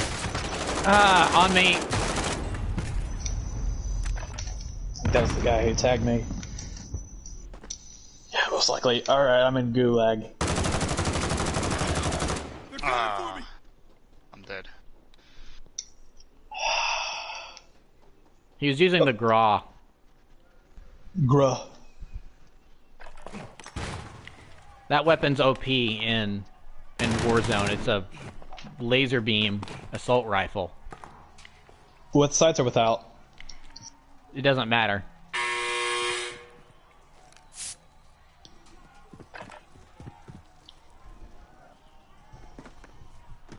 Hello!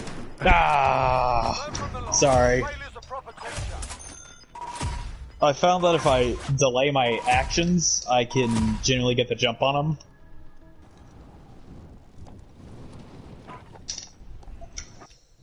That still went well for me jumping out the very beginning.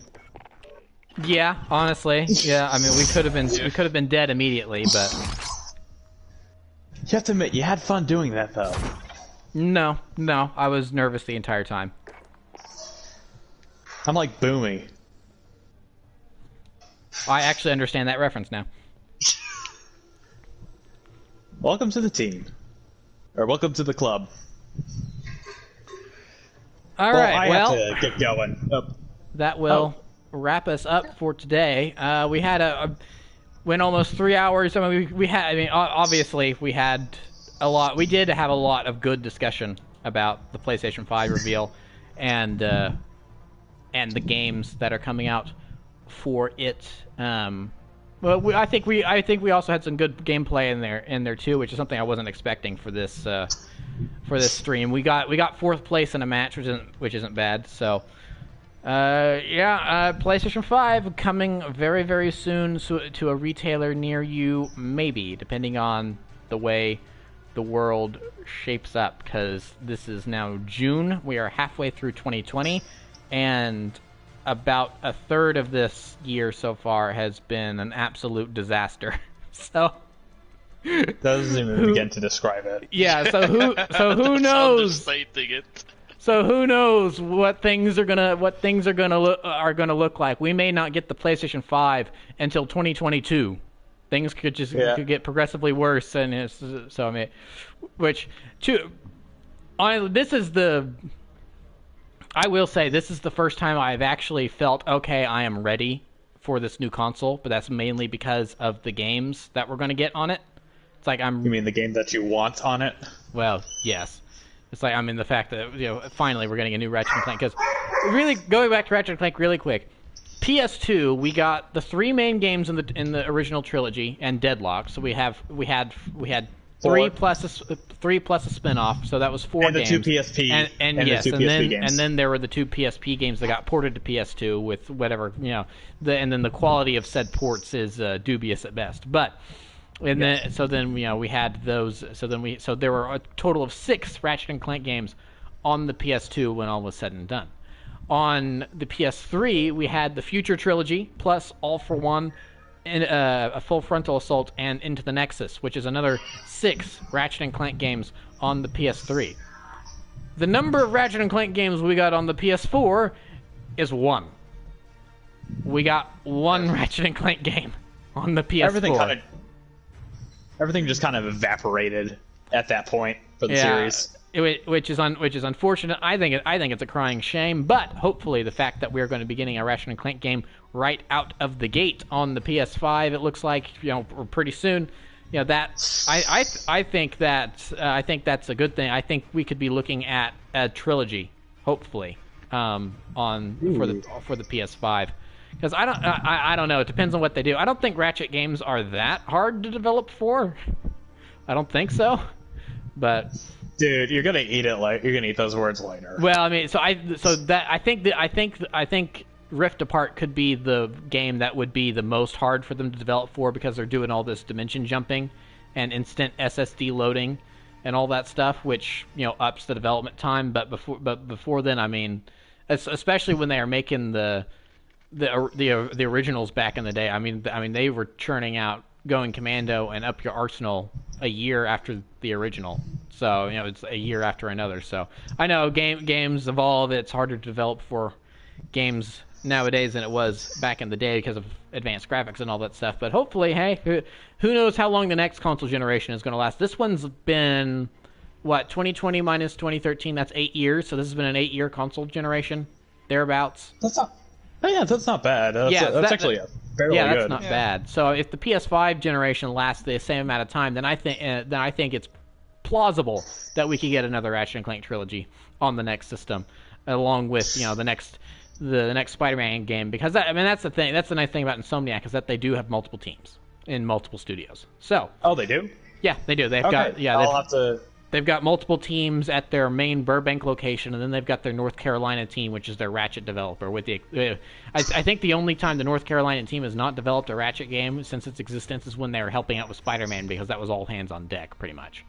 But So it'll be really nice to see what these new games are like. It'll be nice in the future when we get more information on the PS5. We of course will be discussing it here on our game nights. Because we like to have a good discussion here, but we also like to have fun. So we had a nice mix today. Hopefully next time we'll be able to find something, and we'll just be able to have a lot of fun. Maybe it'll be something a little out of the ordinary and different, because I am, since I'm the one that streams it and runs the playlist and everything, I am very well aware that we kind of just play the same things over and over and over again. So hopefully in the future we can find a couple different games to play. That would like Rainbow nice. Six, right? Yes, like Rainbow Six. I mean, of course, we always want to go back to our favorites, but I mean, we discussed this a little bit last time. But I don't know, maybe since it's so cheap, maybe we could all just get Uno. We could play Uno for a game night. Spend an hour and a half playing Uno or something. That might be fun. No. We go with Uno, and then we switch over to. Yeah. That's gonna kill the group. Locus says exactly. So we can always go from Uno to game FPS. Well, I mean, here's the thing. Since I'll be streaming it, you guys could stream snipe me and figure out what colors I would have. You're right. Which would be the problem. Right. What about Battlefield? Like Battlefield 4? I mean, yeah, but again, that's a military first-person shooter. I mean, it would be a different game, but it would be very similar to the other games. So, What about Destiny 2? no, I'm done. I'm so done with Destiny at this point. So, we shall discuss. We shall continue this discussion elsewhere. For now, we will be signing off. So, thank you all very much once again for joining us. I hope you enjoyed our discussion, whether you watched it live or if you watched it after the fact. And please join us next time when we play whatever it is we will play. So I am Prince 15, and I am once again been joined by Loca-Cola. Bye. And Daxter Corp HD. I'm now Prentice. No, you are not. We will see you guys next time, maybe with more PlayStation 5 news. Time will tell. We will see you guys later. Thank you for watching. Goodbye.